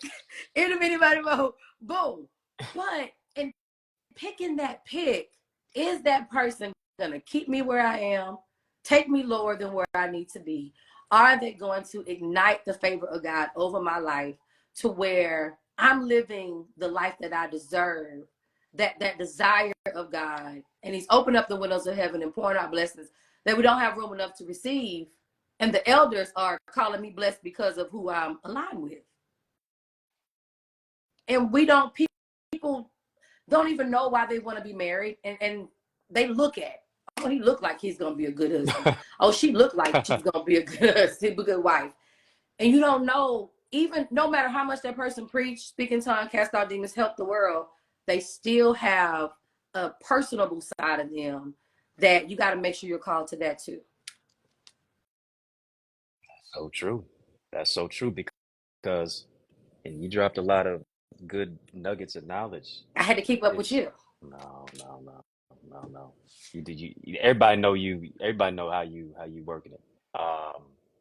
No, I think we got to realize that. Listen, you're not marrying a profession. You're marrying a person. At the end of the day, everybody's gonna have their quirks. They're gonna have their irks. They're gonna have their idiosyncratic behaviors. You being able to deal with them on the stage versus being able to deal with them in the house are two totally different things. A lot of people are attracted to the gift. You know what I'm saying? But can you still love the person when they're not operating in that gift? when they not flowing in the when they not, catering to your five love languages, when they're not flowing in a fivefold ministry, when they're not prophesying, when they're not laying on hands, right? And you feel like laying on hands and it ain't to pray for them, it's to punch them. You know what I'm saying? we, we don't Right? condone abuse. We don't condone it at all, and I hope you don't engage in it, right? So all of those aspects, you know, you want somebody, yes, who looks good to you, but who is also good for you. Not that you're knee deep, but you're knee dead. Right. Simply because you know that you have value to offer to somebody else, and somebody's life is better simply because they're with you. Right. So you're not a giver, you're not a taker, but you're a giver in that aspect. And I think people, you got to discover what your gifts are. You have to be people centric, and too much of today is all about I, me, Mm-hmm. iPhone, iPad, YouTube, Facebook, Yeah. right? It's all about I, as Lil Wayne said, and get the rest of the vowels back. And that same type of mentality is what we bring to a marriage, and we wonder why it don't work out, or we wonder why somebody's really trying to work hard with us, but they getting pushed up against the grain because they so used to making it all about them, and the other person wants to make it all about you, and they can't even make it all about the other person. Right. And so now it's just dissolved. It's irreconcilable differences, Mm-hmm. right? And That so part. yeah, yeah. And I think that if people focused on giving and not taking, you know, you don't get married to take, you get married to give. If Hmm. both parties, man and woman, focused on giving, then nobody would be focused on taking. And the giving Exactly. will turn into serving. And everybody walks away with something. Because that is a lot of the problem. I get women all the time. They're ready to get married because they're tired of paying bills. They want a man to take care of their kids. And I just let me say this because there's a lot of single mothers on here. Let me tell you something. Um, I raised two boys. They're about to be 20 and 19 now. It wasn't another man's job to come in and be obligated to raise my kids where I just don't do anything. You have to prepare your kids. Everybody's starting to call you EC now. You have to raise. I can't even see it. Yes. You have to raise. Your job right now as a parent is to be instilling into your children what they need, the principles of what they need. It's not somebody's job to come in and I understand if you have a 1 or 2-year-old or whatever and they need molding. These 13 and 16 and 8-year-olds, you wanting a man to come in and say, here, raise this. What have you been doing all these years? Your Wow. desire, and it goes back to, why do you want to be married? Why Mm. do you want a man to come into your life? What is it about him that you need from him? Do you need a father figure for your kids? Do you need somebody to pay your bills? Are you tired of doing this woman and wife thing, this woman thing? If you date that way, and you'll get married for those purposes, and then you'll be selfish. Hmm. Yeah. And I've been talking to, you know, been a coach for 17 years. In order for me to know sometimes what men think, I have to talk to men and ask them what they're thinking now. And what I've been hearing in the last quarter of last year and a lot of this year is, men are tired of men are tired of women that look like wives. They're not really into the looks of a woman. They're into the character of a woman. And I don't know if you want to speak on that We some. into we into both. I mean, Well, no, I get that. I get you in the boat because look, I don't want to roll over and look at something that don't look like looking at, and neither do men. I get that. yeah, But a lot of got to people be real think about it. that they can lead with their looks, Yeah, right, but there right. is nothing else that you have to follow that. Yeah, I mean, yeah, totally. work out. Get your workout on. Get your squats on. Get the looking good. Keep yourself up. Put some encouragement on your face. Yeah, put some encouragement. Put you know, you got to cater to them. What Destiny Child say? You got to do it. But what's on the inside of you? Don't be so quick to cater to him versus to you with your looks that you can't cater to him emotionally, mentally, spiritually, and Mm, with your words. And that's what I want to mm, talk about. Talk about that real quick because the Bible says a wise one builds her home, but a foolish one tears it down with her own hands. I like to mm. tell my people all the time that women aren't very skillful with their hands because that's men, but women are skillful with their mouth. And it's almost as if a foolish woman tears down her home with her words in her mouth. And you said it earlier, nobody wants a nagging wife. But the tips and gems, what do women need to do when a man is silent? Because I spoke about it earlier. And I just want to see if I hit the nail on the head with my hammer. Yeah, it goes back to what I said. Are you a wife or a knife, a cutter or a consoler? Scripture even says, better live on the corner of a housetop than want to brawl in a contentious woman in a White House. Just throw me a blanket. I know it's 4 degrees, but just throw it up on the roof. I'll be all right. Um, I think one thing that we have to realize, especially about men and us, and that women need to realize that oftentimes us as men, we were reared and raised to be Superman. We were raised not to cry, not to emote, not to even sometimes even communicate. The way that we communicate, oftentimes when we're competing. Um, on average, women use more words in a day than a man does. A lot of times we are communicatively maladaptive. We're dealing with stress and sometimes depression. You talk about mental health. You can't even spell the words mental health without men heal. Hmm. Um, so one thing that us as men we don't always verbalize, and a lot of times we internalize. The tragedy is when a man is so locked in to where he can't be emotionally available or even vulnerable.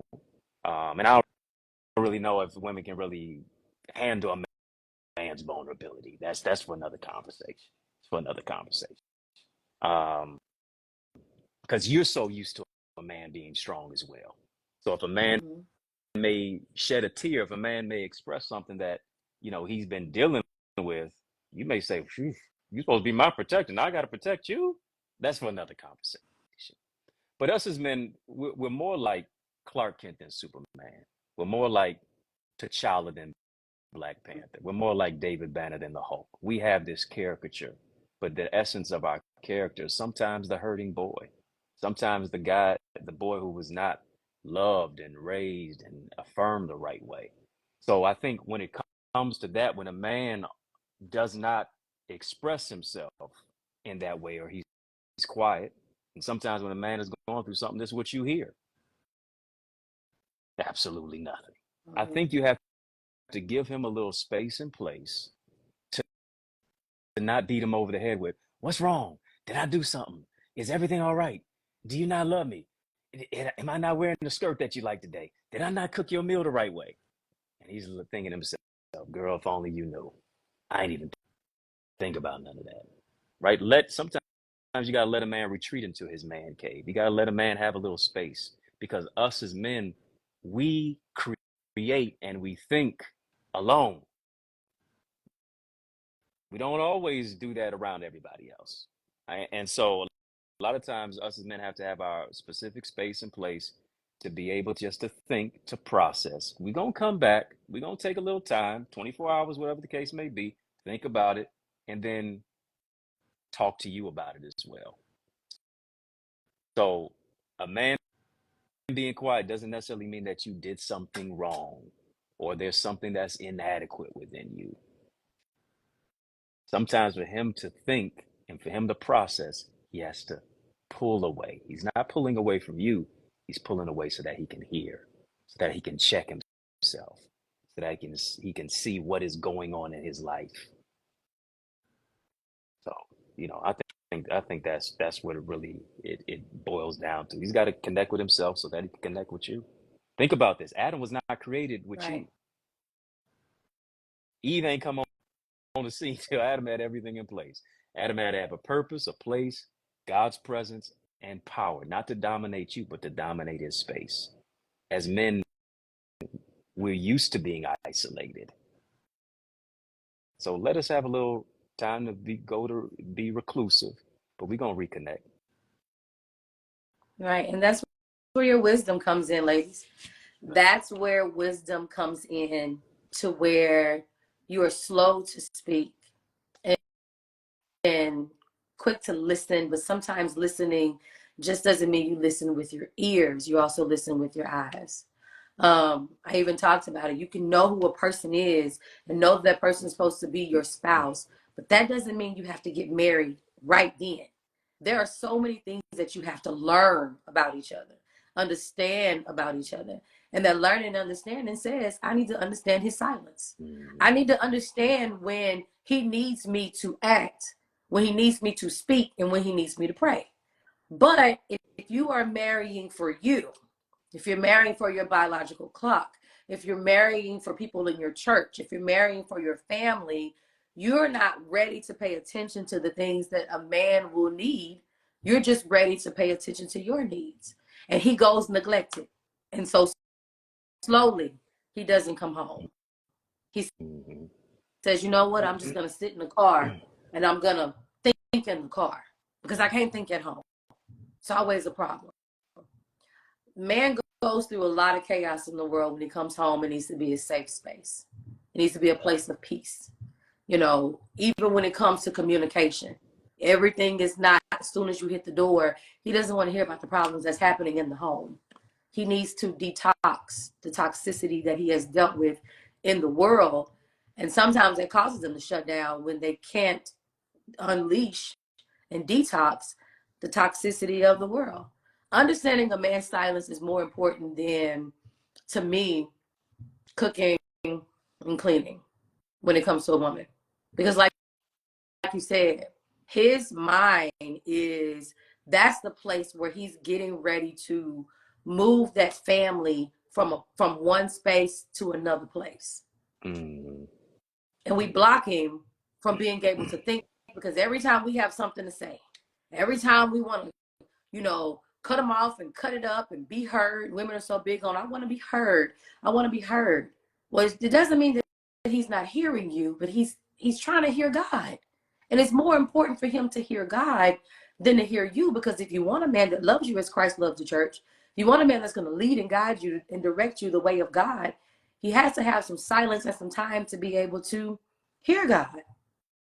And that's key. We don't know what Adam was doing while God was he was asleep, of course, but was God talking to him about the person that was coming his way? For him to Mhm. even know, oh, wait a minute, this isn't me, but this is a part of me. So I have to handle this person.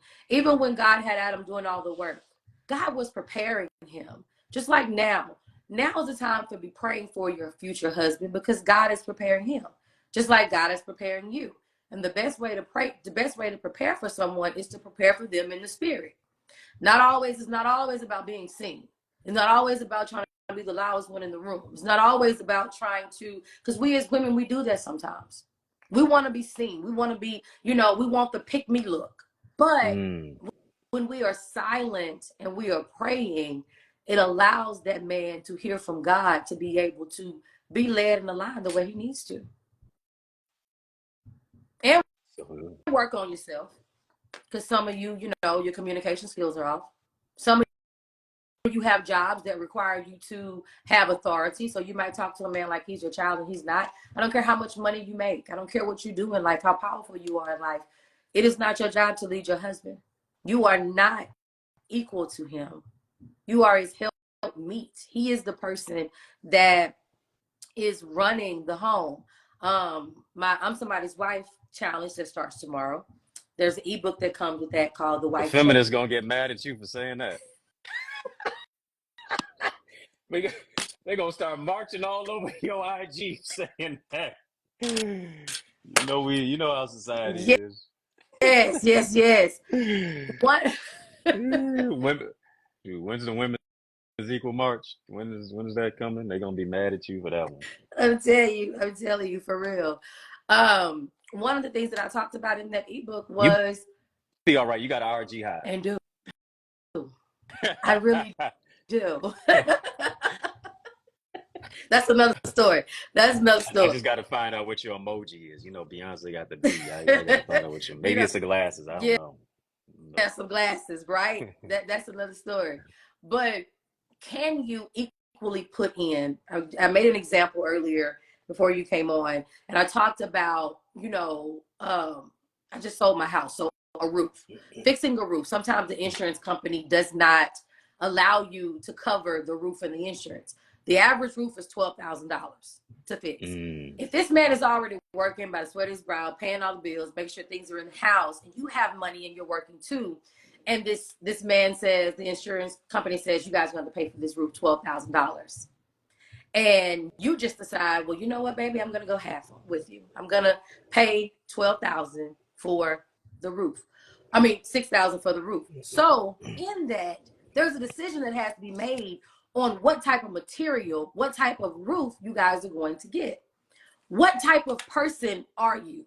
Because you've given half and you contribute to half, do you think that you have the majority say so just like he does? You want a black roof. You don't care what the roof, you don't know nothing about stucco. You don't know nothing about the shingles. You don't know anything about it. You just know I want black. And he's saying, we may not need to go with black because we need a roof that's going to last and surpass the years. So we have to look into buying another roof 12 years from now. What type of woman are you going to be? I put in half of the money like you did. I should have the type of decision. These are Mm. things that you need to be thinking about now when it comes to being a wife. Can you take the back seat when this man, and let him lead, even though you're going in half?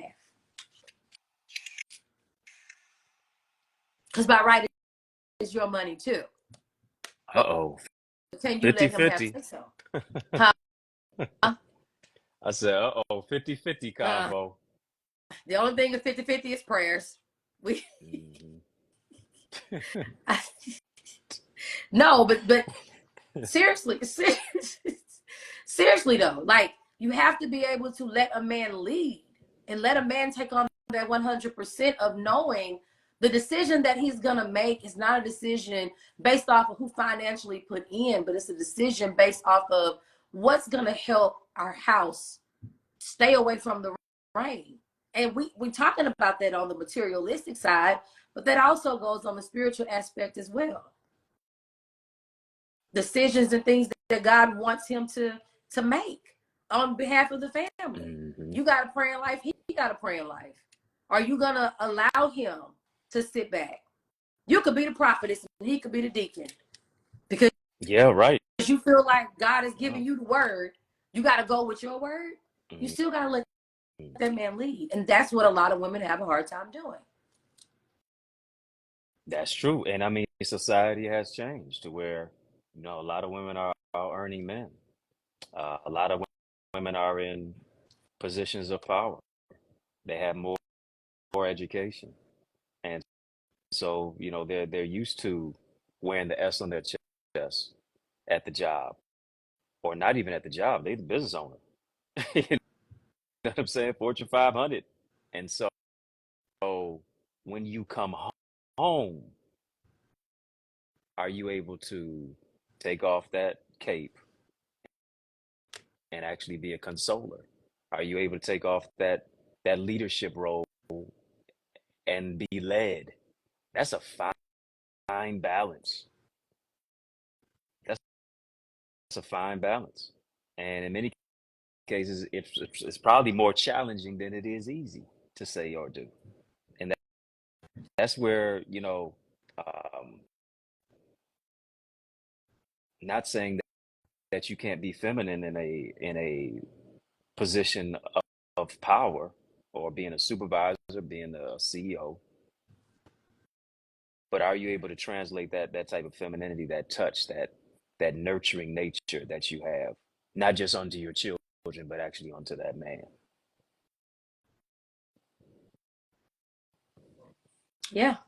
I mean, Because I mean, shoot, listen, when you think about, and I'm not really a big comic book guy, but when I think about the Hulk, that woman, she was just able to touch his chest, and that man, from being a big old dude with attitude to just, I'm human again. I'm just normal. listen, Is the soft tenderness and the touch and the words of a woman. That's why a woman's when you think about his needs, her needs, woman's number one need, they say, is affection. For a man, is affirmation. yeah. A woman can speak something into a man's life that it can either cut him up or can sew him up. And are you cutting or are you sewing? That's right. That's it. That's And right. that's why I was telling women, like, you are so powerful as a wife. You are so powerful as an individual, and you can't allow yourself just to align with anybody. And you have to know how much your words not only cost, but how much of an investment your words are as well. Because if you say the right words to a man, you can help him invest into becoming the best man that he's ever been. And that's why it's so important as women to make sure they're prepared spiritually and to make sure that the right man is coming to you. Because if you say the wrong thing, the right thing to the wrong man, it's gonna fall on deaf ears. He's not even gonna Mm-hmm. appreciate your power. I need somebody just to write in the comments again, I'm a powerful wife, because you got to know how powerful that you are as a woman and the things that you possess and the things that you are called to be able to nurture within a man, pray within a man, speak within a man, the way that you can move that man. Like you said, the Hulk, he transformed just by the touch of this woman. Are you the type of woman that can touch a man and he can transform? Or you type of woman that can touch a man and he bags back like, wait a minute, I need somebody else's touch. Because we all got hands, but it's only one touch. You want to make sure that you're touching the right chest as well. You don't want to give your power to the wrong person. You don't want to help the wrong person be great, and that person doesn't know how to take that greatness and how to flip that greatness and multiply it and make it something better. The problem with Delilah was she was only trying to hear what was wrong with Samson just so she could cut him with what was Mm-hmm. wrong with him, what he needed. But when you're the right woman, you can understand, okay, so your hair is your glory. At all costs, I'm going to protect it. I'm not going to take what your glory is, and I'm not going to use that glory against you. I'm not going to cut you with your glory. I'm not going to try to sabotage you with your glory. I want to make sure that that's protected. Can you take a man's glory? And that's why he said a lot of women can't take a man being vulnerable. Because in that vulnerability that he gives you, somewhere in that is his glory. Right. And you have to be able to take that and help cultivate it, take it, protect it, take it, cover it, take it, and speak life into it. All at the same time sometimes. You And think? if you don't know how to do it, you're going to take it and sabotage it. And the very thing that's supposed to be used to make him great and to make him powerful, to be able to fight any battle out in this world, you're going to take that and he's not going to have any power. Mm. So true. And you think about, even, when you talk about Samson, Delilah, everybody says, they go with low hanging fruit. Don't put your Got to watch where you put your head, fellas. Don't put your head in the wrong lap. All right, we heard that. But here's the thing: when you think about Samson, you think about Samson was vulnerable with her. He disclosed the source of his hair, and he was not supposed to disclose that, right? And that vulnerability that he told her, that secret that he gave her, that he told her, caused him to lose his vision. Can a man be vulnerable with you and still maintain his vision to where you don't go around and share his secrets with his enemies, with perpetrators, just because y'all may have had gotten to a little fickle pickle, y'all had a little issue, y'all beefing a little bit, and you ain't just sowing your feelings and just sow your emotions to where now where I'm angry at you, so I told somebody this and that and the other about that. And now he's getting hit from angles that he didn't even know.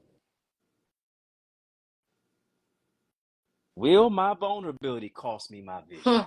Will my vulnerability cause me being a visionary with you?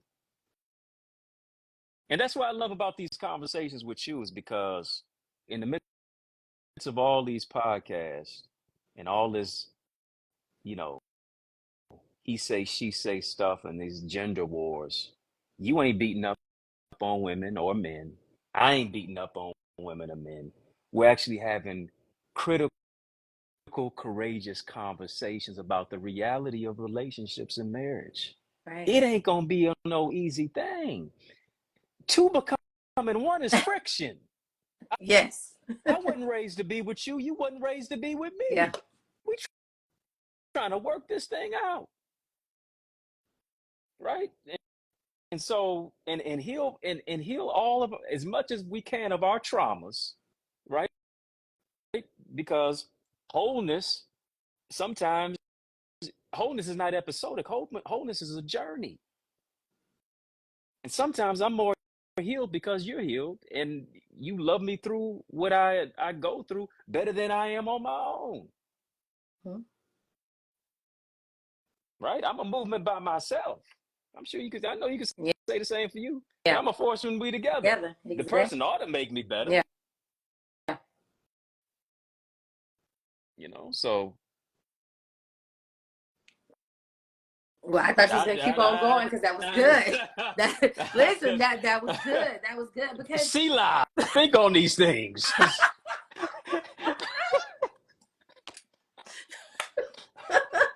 Hopefully you save lives so they can replay it.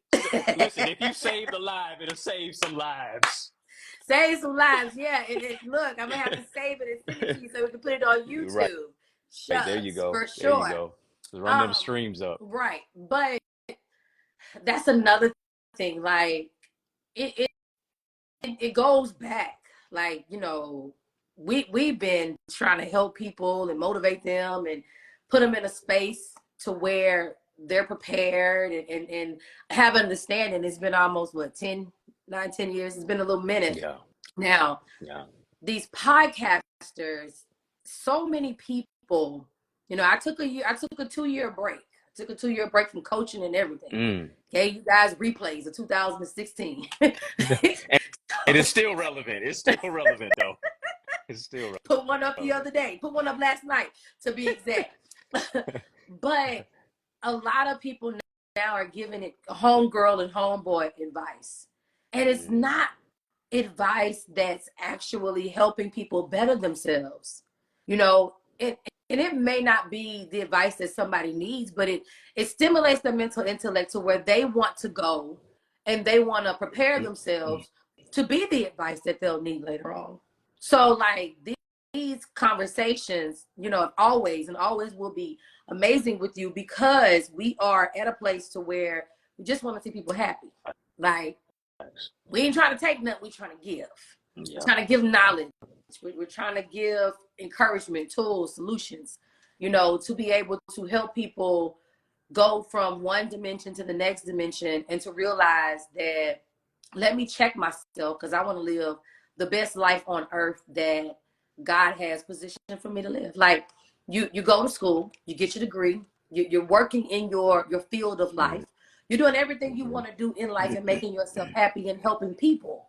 Or, you know, whether it's helping people or just being a job where you're unseen. The same thing with your love life. You want to make sure that you're putting in the work for your love life because it's already work. Yep.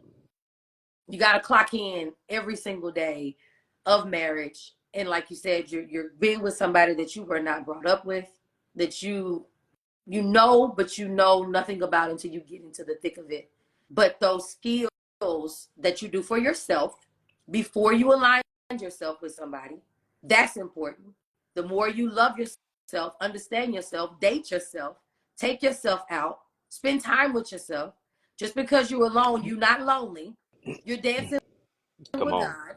Somebody comes in and dances with you, but they're doing the same exact thing. They're preparing, they're molding, they're loving on themselves. And then when you guys come in, you're understanding, okay, I love me so much, you love you so much.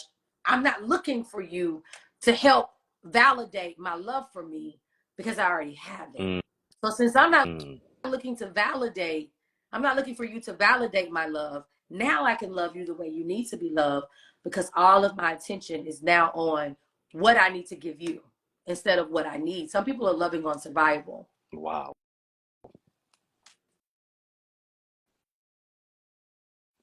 Ain't nobody tell you to stop. Oh, you watching the game? Let me keep talking. No, no, no, no, no, no, no, no. I'm listening. I said, ain't nobody tell you to stop. You know, we're loving on Yeah. survival. So when you love on survival, you don't even get the genuine, that real, that authentic love that you're really supposed to get. You don't even get the love that God created you for. Because I'm a believer that if Eve was put to sleep for Adam, you were created for your Adam. You don't know who your Mm, Adam is, but in order for you to give that Adam what that Adam needs, you need to give yourself what you need first. And if you can look in the mirror and say you love yourself and you're in love with yourself, and even though you are by yourself right now, you're not alone, you can take yourself out to eat without feeling uncomfortable and wondering if everybody's watching you. Somebody can come into your life and do life with you. And you can genuinely do life because you want to do life with that person and not because you need that person to be your savior. that part. And so, even in that, when you are married, yes, you know, you are with your person, but there are times that your person needs their time. Both parties need their time. And that time away allows them to think to come back because COVID taught a lot of people that you married to the wrong person. I know. You realize, like, wait a minute, life does slow down, and what in the world is going on? Because you're spending so much time with that person. Then there were other people that were like, COVID didn't do anything but allow us to spend time with each other because we have our own separate life. But what life do you have right now that's gonna help you be a better version of your wife, be a wife or a husband? Because you cannot get married thinking that your whole life and every day, 24 hours of a day, you're gonna be connected to the hip of your spouse. That is going to get on their nerves. You got to be okay to be in two separate rooms. You got to be okay to let them be in the study and you be somewhere else. Because I know me, I don't have to watch Golden Girls with nobody. I ain't gonna say nothing. You shouldn't even be watching that at all. But anyway, keep going. Don't let I nobody like don't Golden let nobody Girls. else know that.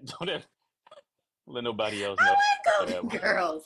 But you should allow that person space. And some people say, you've been to work all day. I've been working. I've still been Mm, busy. Just because I've been away from you doesn't mean that I want to be next to you all day, all night.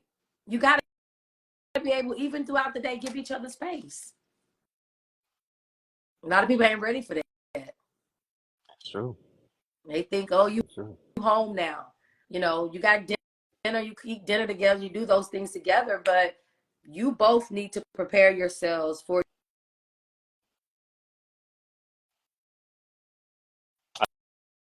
I didn't hear the last. Need to prepare yourselves for what? You both need to be able to prepare yourself. I just don't want you to say that last part. I don't know what it is. It's an FCC warning or something. No, you have to be able to prepare yourselves for your next day. Mm-hmm. Because we live in a society now where both people are working.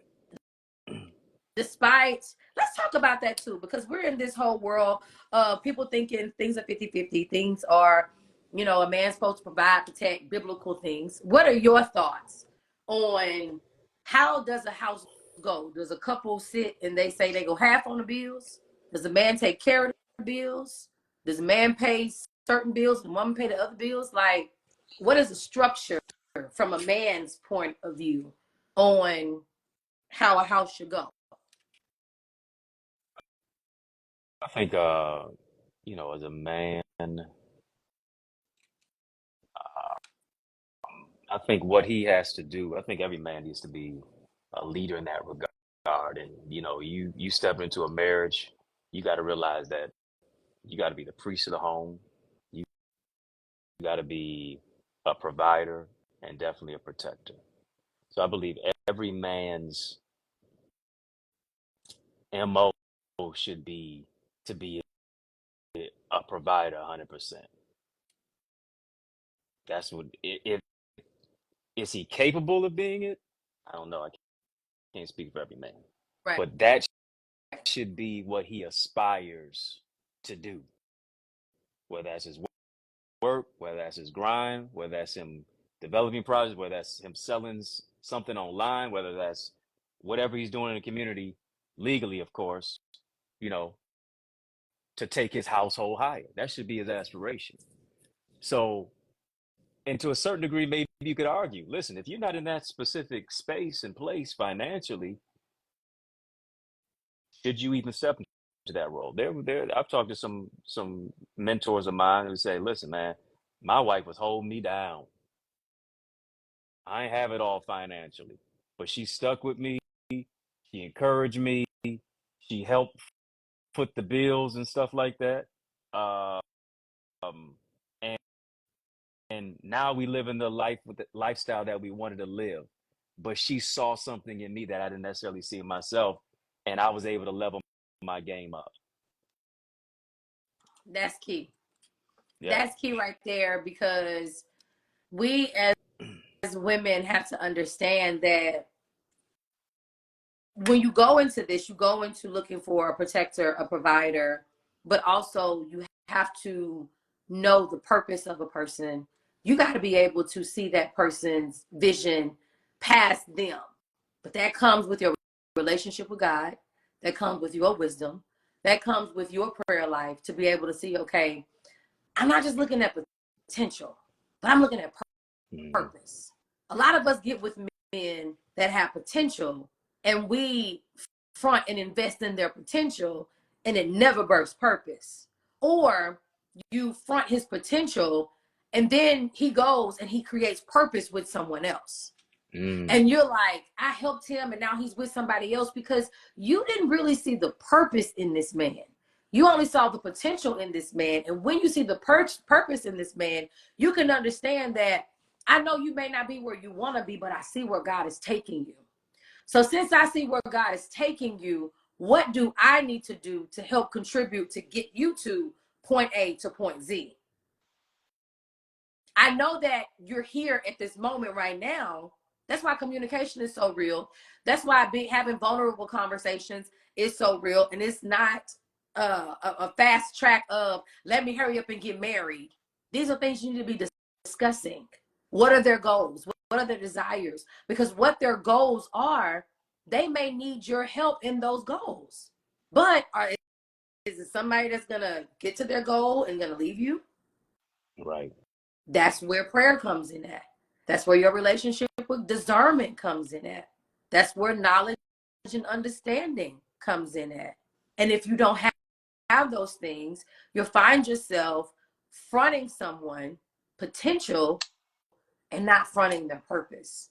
Because I do believe if a man is trying to get somewhere, it makes no sense if a woman has the ability to help a man get from point A to point Z, and you're watching this man go to work and trying to get to point A to point Z, and you haven't offered a hand because he needs to pay the bills, he needs to protect.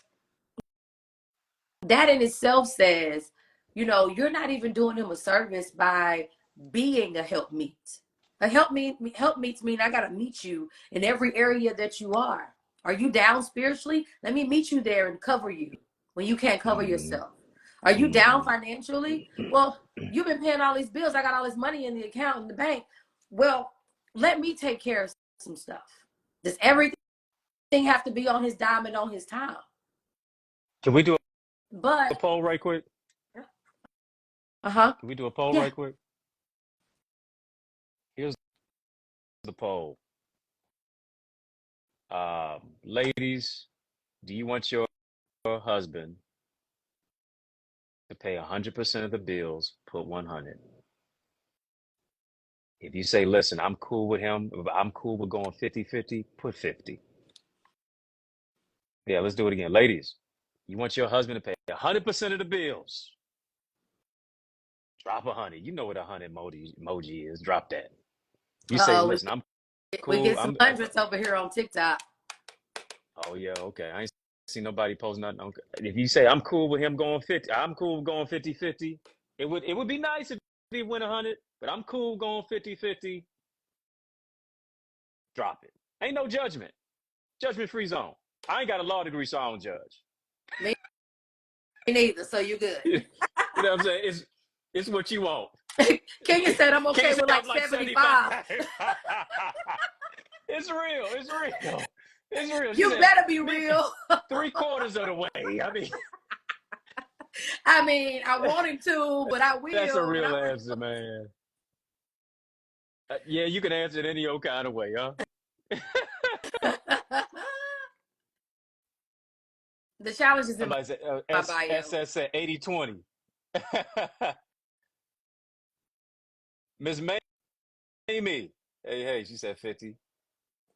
Um, Lakeisha said 75. We both put 100. we both putting Wilma 100. both put 100. Okay. I can speak mine. Somebody said Ruby said 49.99. 49.9. You Wow. working on percentages. Sound like it's a sale Yeah. going on. 49.99 sale. I'm selling my portion. Right. Right. Wow. I'm I gonna just say had to do the poll. mine. Yeah, let's hear yours. Let's hear yours. Yeah. Me personally, I don't have a. I just want to contribute. Mm. Whatever he needs, I want to be able to provide because he may need me to do 80 while he do 20 because of where he is. And Mm. 100 and 150 50 just doesn't go financially for me. That's even spiritually, that's emotionally. So I think I even have this thing where I have my clients do a re-evaluation of relationships, reevaluate your marriage. Because in every season, your marriage is going to change. Don't think the person that you marry, the person that you ask, will you be in a committed relationship with me, is not the person that you ask, will you marry me? That the person that you ask, will you marry me, is not the person that you marry. The person that you marry is not the person you get on the first anniversary all the way to the 30th year anniversary. Whoa. They move and evolve. Life happens. When somebody passes in their life, they change. When a job changes, they change. People change. So there isn't an amount to put 50 or 100. I just want to be 100% in with you. And whatever percentage you need from me, I'm able to give you that. If it's 80% this month, because you have something going on and you need to be able to, for me, I date on my level. So if you have something going on in your life that you need to be able to front, then you can only get 20%. You're not obligated to give 100 while you're trying to make our life better. Mm. I can give 100 Mm. or I can give 80. So it's not about 50-50. It's not about 100. It's about us talking about every week, every month, what do we need? And whatever we need, we are one. We are a team. I'm your help meet. Whatever you need from me, I'm here to give you that. I'm not here to give you well, go work some more hours. No. If you're already working by the sweat of your brow and there's things that you want for the family, let me help you and at least take that stress off of you. I think we look at, and that can only happen with somebody that you have prayed for, that person that is a provider. You can't go out here and have that with somebody in the streets. You got to make sure that that person is somebody that God has aligned you with for you to be able to align with that person in that way. You can't just take a regular person and think like that, because they're going to take advantage of you. They're going to take advantage of who you are. They're going to take advantage of your money. They're going to take advantage of the percentage that you're willing to give. And they're not going to be them best selves as a man and lead you accordingly. That's deep. That's my That's answer. deep. That's a different perspective, you know, because a lot of the convo is cut and dry. This way or no way. No way is okay. My way or the highway. You know, versus saying our way. How are Mm-hmm. we going to figure this out? You Yeah. know, so it's a lot of I and it's a lot of me versus we and us and our. That's it. You know. Because it will never, life is going to happen. Life is going to Yeah. happen at all times. Right. And Yeah. the reason why, and don't get me wrong, a man is there to provide. And I could take a man, I can't say, let me back up. Let me rewind that. A man is there to provide, yes. But we sometimes as women, if we come in and be like, I ain't paying no bills, I ain't doing this, I'm not doing that. You're going to do all this. You got it. That's your job. That's what you're supposed to do. If life happens for him, we've now obligated another level of stress on him on top of the stress that he already has. Man, I lost my job, or man, I'm going through this on my job, or man, I'm going through this, and I don't know what to do with my old lady because she gonna be mad at me too. She gonna be looking at me, and I'm looking at her, and people like, well, does she work? Does she? Yeah, but I've already said that that's my job, and she gonna hold me to that job. So you're held to that job, and now you're like a helium balloon with all this pressure, and then you bust. And people, now I don't condone cheating or anything, but people wonder why people step out of their marriage is because you're putting pressure on this man to do something and you have no type of give. But then there's somebody else out there who's encouraging him when you are putting pressure on him, when you see him struggling. That's why I'm not a big person on 50-50 or 100 when it comes to the finances in a marriage. I think that is a discussion every Sunday. You and your spouse should be talking about, what are we up against this week? Every month, what are we up against this week? And what do we do? And you guys can enjoy life. And ladies, if a man is doing 100% and you got a job, there should be nothing he should be lacking for. He should not have any holes in his underwear. His toothbrush should never be bristled out. He should never have any issues with anything in his clothes. You guys should never take a vacation on his dime unless it's something he's surprising you for. You got the money and the means to make sure you guys are living happy. Because you're not gonna pay all the bills and then we're gonna sit out here and we're gonna Bora Bora. We're gonna take a $15,000 trip on your dime. Now, if it's a gift that you want to give, yeah. But I'm sitting up here, I got $75,000 or $100,000 in my account, and I'm waiting on you, looking at you like, are you gonna take me on this trip? You gotta be selfless. That doesn't make sense. And maybe I'm a country girl, so maybe that's how we were raised to do things. So I don't know. Well, boy, that's how they raise them in the country, huh? I'm telling you, because Southern hospitality. yeah, it makes you have to be mindful and understanding that this man marriage is so much deeper than just the wedding and the ring and people see you got a last name and change. It's so much deeper than that. Like you're cultivating this person and this person is cultivating you, and both of you are coming together to make sure marriage is easy. Marriage is only easy when y'all make it easy. But if he's struggling every day, and some men don't even struggle, life is good. They're able to provide that life for you. But the wrong woman, when you provide a good life for her, she's going to want more. Oh, I just bought you a Birkin. Well, I want the blue Birkin now. Never satisfied. But you have the Mm. means and the money to go out and buy your own Birkin. I know how much money you got in your account. but I'm still buying for you, and I'm still adoring and catering you. And I don't do something that you like and automatically it's a problem. But when you have the mindset to go into the marriage, I'm going to give 100% and they're going to give 100%. I can look and I can be, he's like, the light bill already paid. Oh yeah, I decided to pay it.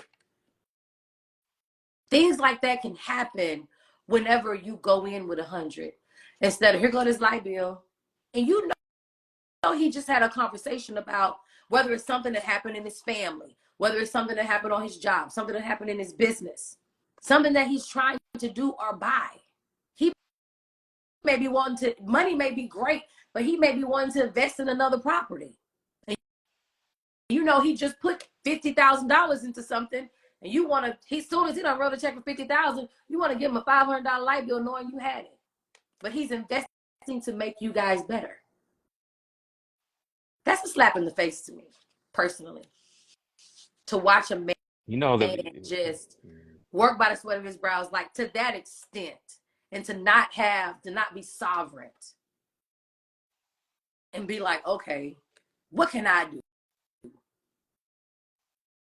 But if you pray and seek God, and God aligns you with that type of man, you have no problem with saying, I'm going to contribute.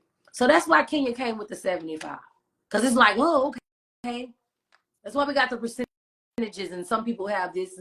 Because for the simple reason, we want to make sure that we are giving him what he needs to make life easy.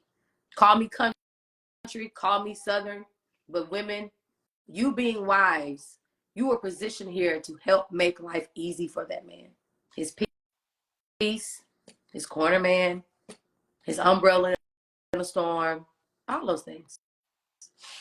But you got to make sure your motive is to want to be married and to be a wife, not just to have a title. Did I talk long enough? Sit down ovation.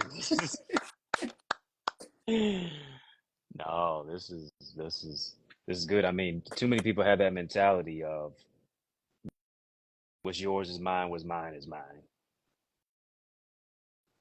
And at the end of the day, you ain't got nothing because the whole marriage dissolved based upon selfishness. Mm-hmm. So, if you see yourself being with somebody, hey, 20, 30, 40, 50 years, rest of your life, is really sharing money that oppressive? Right. We're going to share bodies. We're going to share beds. Right. We're going to share kids. We're going to share a house. You know what I'm saying? We're going to share a deed on this property. We're going to share spit. Oh, that mercy. Share the same glass. Hopefully not share the toothbrush now. That's a little too far, I think. But gotta have some boundaries. Right. Exactly. But, we can't share, a few Benjamins. That's it. Think about it when you think about it at the end of the day. So you brought a lot of clarity to the conversation. I mean, because back in the day, families came together. I grew up with one bank account. My parents had one bank account, and both had access to the account. Now, do I believe that people should get married and put everything in one? No, I think he should have his. I should have mine, but we should have one together. And Bingo. other type of investments, because he may want to do something for me. I may want to do something for him. And we need to be able to have that element of surprise from each other. Mm-hmm. But I was raised on the principles of a union, and we are a family, and what we have is what we have. People don't even do the things that I was raised on. There is my mom. My dad will never not know where my mom is. Baby, I'm headed to the store. I'll be back. I talk to some clients. I'm like, do y'all know where each other's going? Well, my mom and daddy never told each other. They just left the house. How do you live in a home together, but you operate separately in all that you do? And society started us off like that. And I'll briefly talk about what I said a little earlier. We grew up back then in the 60s, the 50s, the white man, and I'm not trying to make this a racial thing, but I want to help our people. So we're going to talk about this. It's close to Martin Luther King Day, and I think you have a great Martin Luther King special on tomorrow. And shameless plug on I on do. I do. tomorrow. That's what happens when you go live with a TV personality. Just come on in with stuff. On tomorrow at 6:30 on all your platforms. Y'all check 6 that out. But p.m. 6 I mean p.m. 6 p.m. 6 p.m. Yes, 6 p.m. In the My mix bad. at 6. Yeah, in In the the mix. mix at Yes. 6. I don't want to miss 30 minutes of it now. And then they be mad Don't, at you, not don't, me. don't. 6 p.m. I'm 6:30 a.m. That's where I got Oh, that from. My bad. have mercy. You can have But it. yeah, but they actually the white families. He was at work, the wife was at home, and unfortunately, the black family, the man had to go to work, and the mom had to go to work too, because she's helping the white family. No. So even I go in the store. I was in Kroger's last night, and I'm looking. I'm just paying attention on how divided we are, even in how we move on a day-to-day basis within our family. I can see women Mm. in the store with rings on their finger and they got kids, black women, and they're in the store by themselves. Then I see couples that are white couples in the stores. This happens all the time. I don't know if it's just here, but we're accustomed to, we don't do anything together other than family reunions and church, graduations, and even sometimes church. They go in separate cars.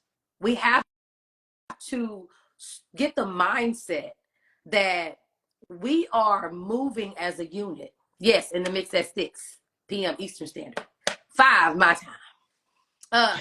We are moving as a unit. You can't want to practice unity as a couple when it comes to certain things and then do separation when it comes to everything. How Yep.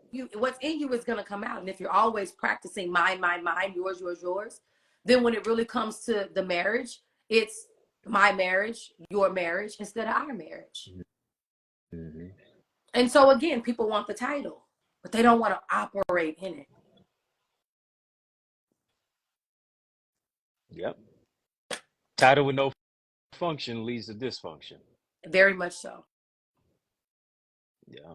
Conjunction, junction, what's your function? Because it's definitely misfunctioning. And it Totally. doesn't have to be. It doesn't have to be. I think everybody has a successful bone in their body that says I can be a successful husband and wife to, keyword to, who God has called for me to be that too. But I really Mm-hmm. have to make sure that I'm doing what I'm supposed to do for myself so that I can be better for us. Because you're not getting married for yourself, you're getting married for y'all. And every marriage that has had its course of the years 25, 35, 40, you talk to them, they go back to the basics of I woke up every day to serve him, I woke up every day to serve her. And in that serving, everybody was taken care of. Mm-hmm. I know y'all, it's been a minute since we done had a little conversation on the live.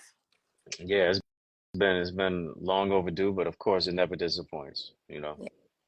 Yeah, yeah, No, yeah. it's I a good friend of mine, he and his wife have been married just short time, but he says he makes sure throughout the course of his day to ask his wife every single day, how can I serve you today? How can I serve you today? He said, if there's an argument that ensues, generally what we often do is we talk over each other. That's what the normal human thing is. But he said we've ironed it out to where if there's an argument that he has or she has, I'm giving you 2 minutes to say what you're gonna say, and I cannot interrupt. 2 minutes to say what you're gonna say.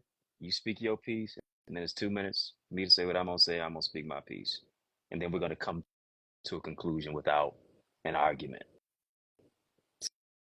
So, just some of those things, that have been positive indicators for millennials in marriage. Because a lot of marriages are lost in the sauce. Some people are hanging on by a thread and just are still in the thick of it just for the title and just whatever the case may be. But it's going to hell in a handbasket. Big time. Yeah, And they're miserable. You right. know, you know how many people reached out to me and like, how did you get the courage? And I was like, y'all still looking for courage? Like, y'all not loving yourself enough to pick. Sometimes you just gotta pick you and know that I'm in the ring by myself. Mm, Because if I can't communicate with a person, because communication is key. If you don't have that communication, you don't have anything. It is gonna fall apart every single chance it gets and the opportunity arise, because neither of you are going to be communicating to understand each other. You're going to be communicating to be heard, and there is no right or wrong person in a marriage. Like, you could be right in life when it comes to who you are in your business, who you are in your lane, but when it comes to that unity in marriage, there's no right or wrong person. If anything, we're both wrong so that we both can be right, and so that it mm, could be right.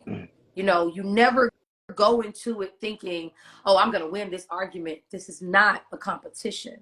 This is, I want us to be the best version of ourselves 10 years from now. And that even starts in the dating aspect, communication, understanding the structure, and having all those things, because you just can't do these things with somebody as soon as you get married, because you've been putting into practice and into play while you're dating this person, and it's setting the foundation. So mm, when you get married, you're just building a house.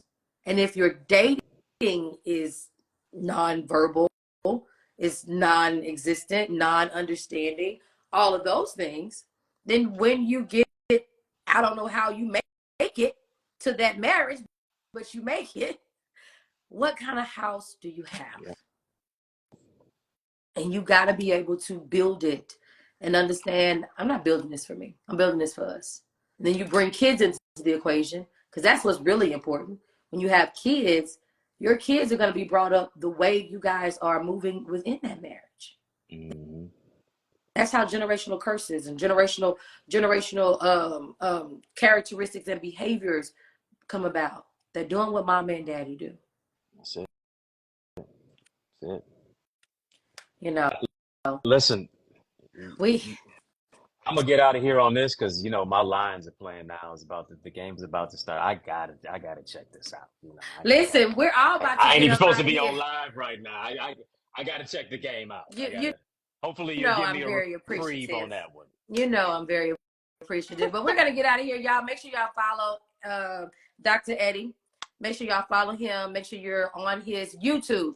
Love all the other platforms, but please make sure you go to YouTube.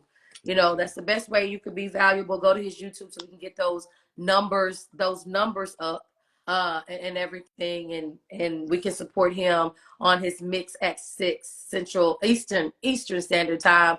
Look, who is somebody's dropping all the gems? He got the Eagles Academy. I was going to give Yeah, yeah, Dr. yeah. Eddie, give us an opportunity to tell us where we can find you, what you have going on for the people. Yeah, listen, I'll say this last thing on this. I think marriage, especially when we need to think about it in the greater degree, especially as African Americans, Black folks in this country, when in many cases we were denied that right, that opportunity, we got to think about it as legacy and longevity.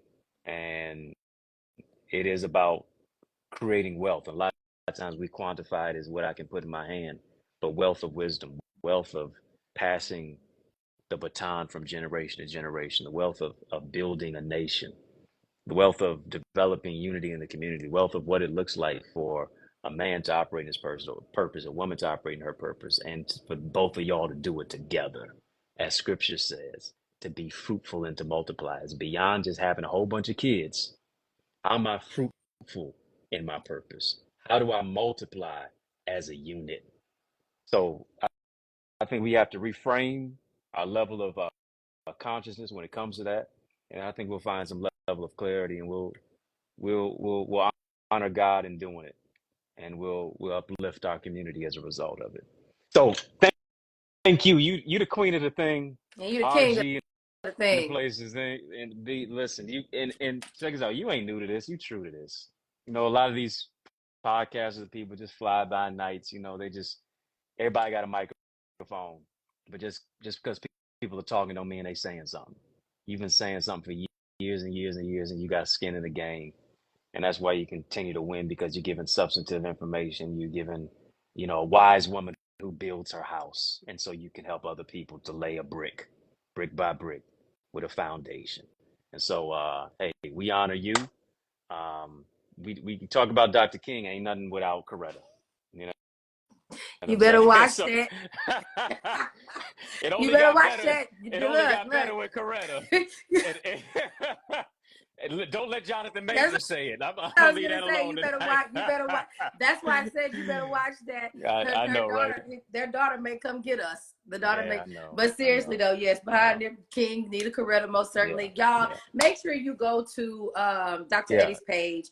Make sure you click the bio. Make sure you join the Eagles Academy. Make sure that you are a part to soar. He also has a free more in 2024. Make sure you go and get that free download. Absolutely. Let me say this man is somebody that you not only want to connect with because of the power and the anointing that's over his life. I know that it spills onto all of his mentees and he impacts everybody under the sound of our voice now and to the masses.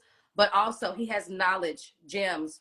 He has the tools and solutions to be able to help you day in and day out through everyday tasks. And he got 16 books, best-selling books. And one of those books I endorse called Wife, and you don't want to miss that book at all, along with the Access Identity. That is an amazing book. And the Blueprint is an amazing book. All the books are amazing. Make sure you go and you connect with him because he has something that's going to help you. Everybody's looking for a spouse right now. He's going to help you prepare yourself for yourself so that you'll be able to align with who God has for you. He's getting you together mentally. I'm getting you together for your love life. So let him get you together for yourself, and I'm going to make sure you get together for the man that God has for you. Okay? Absolutely. Yep. Thank you so much, and enjoy the game. I'm going to turn it on myself. For sure. There you go. Y'all have a good night. All right. Peace and love. Peace and love.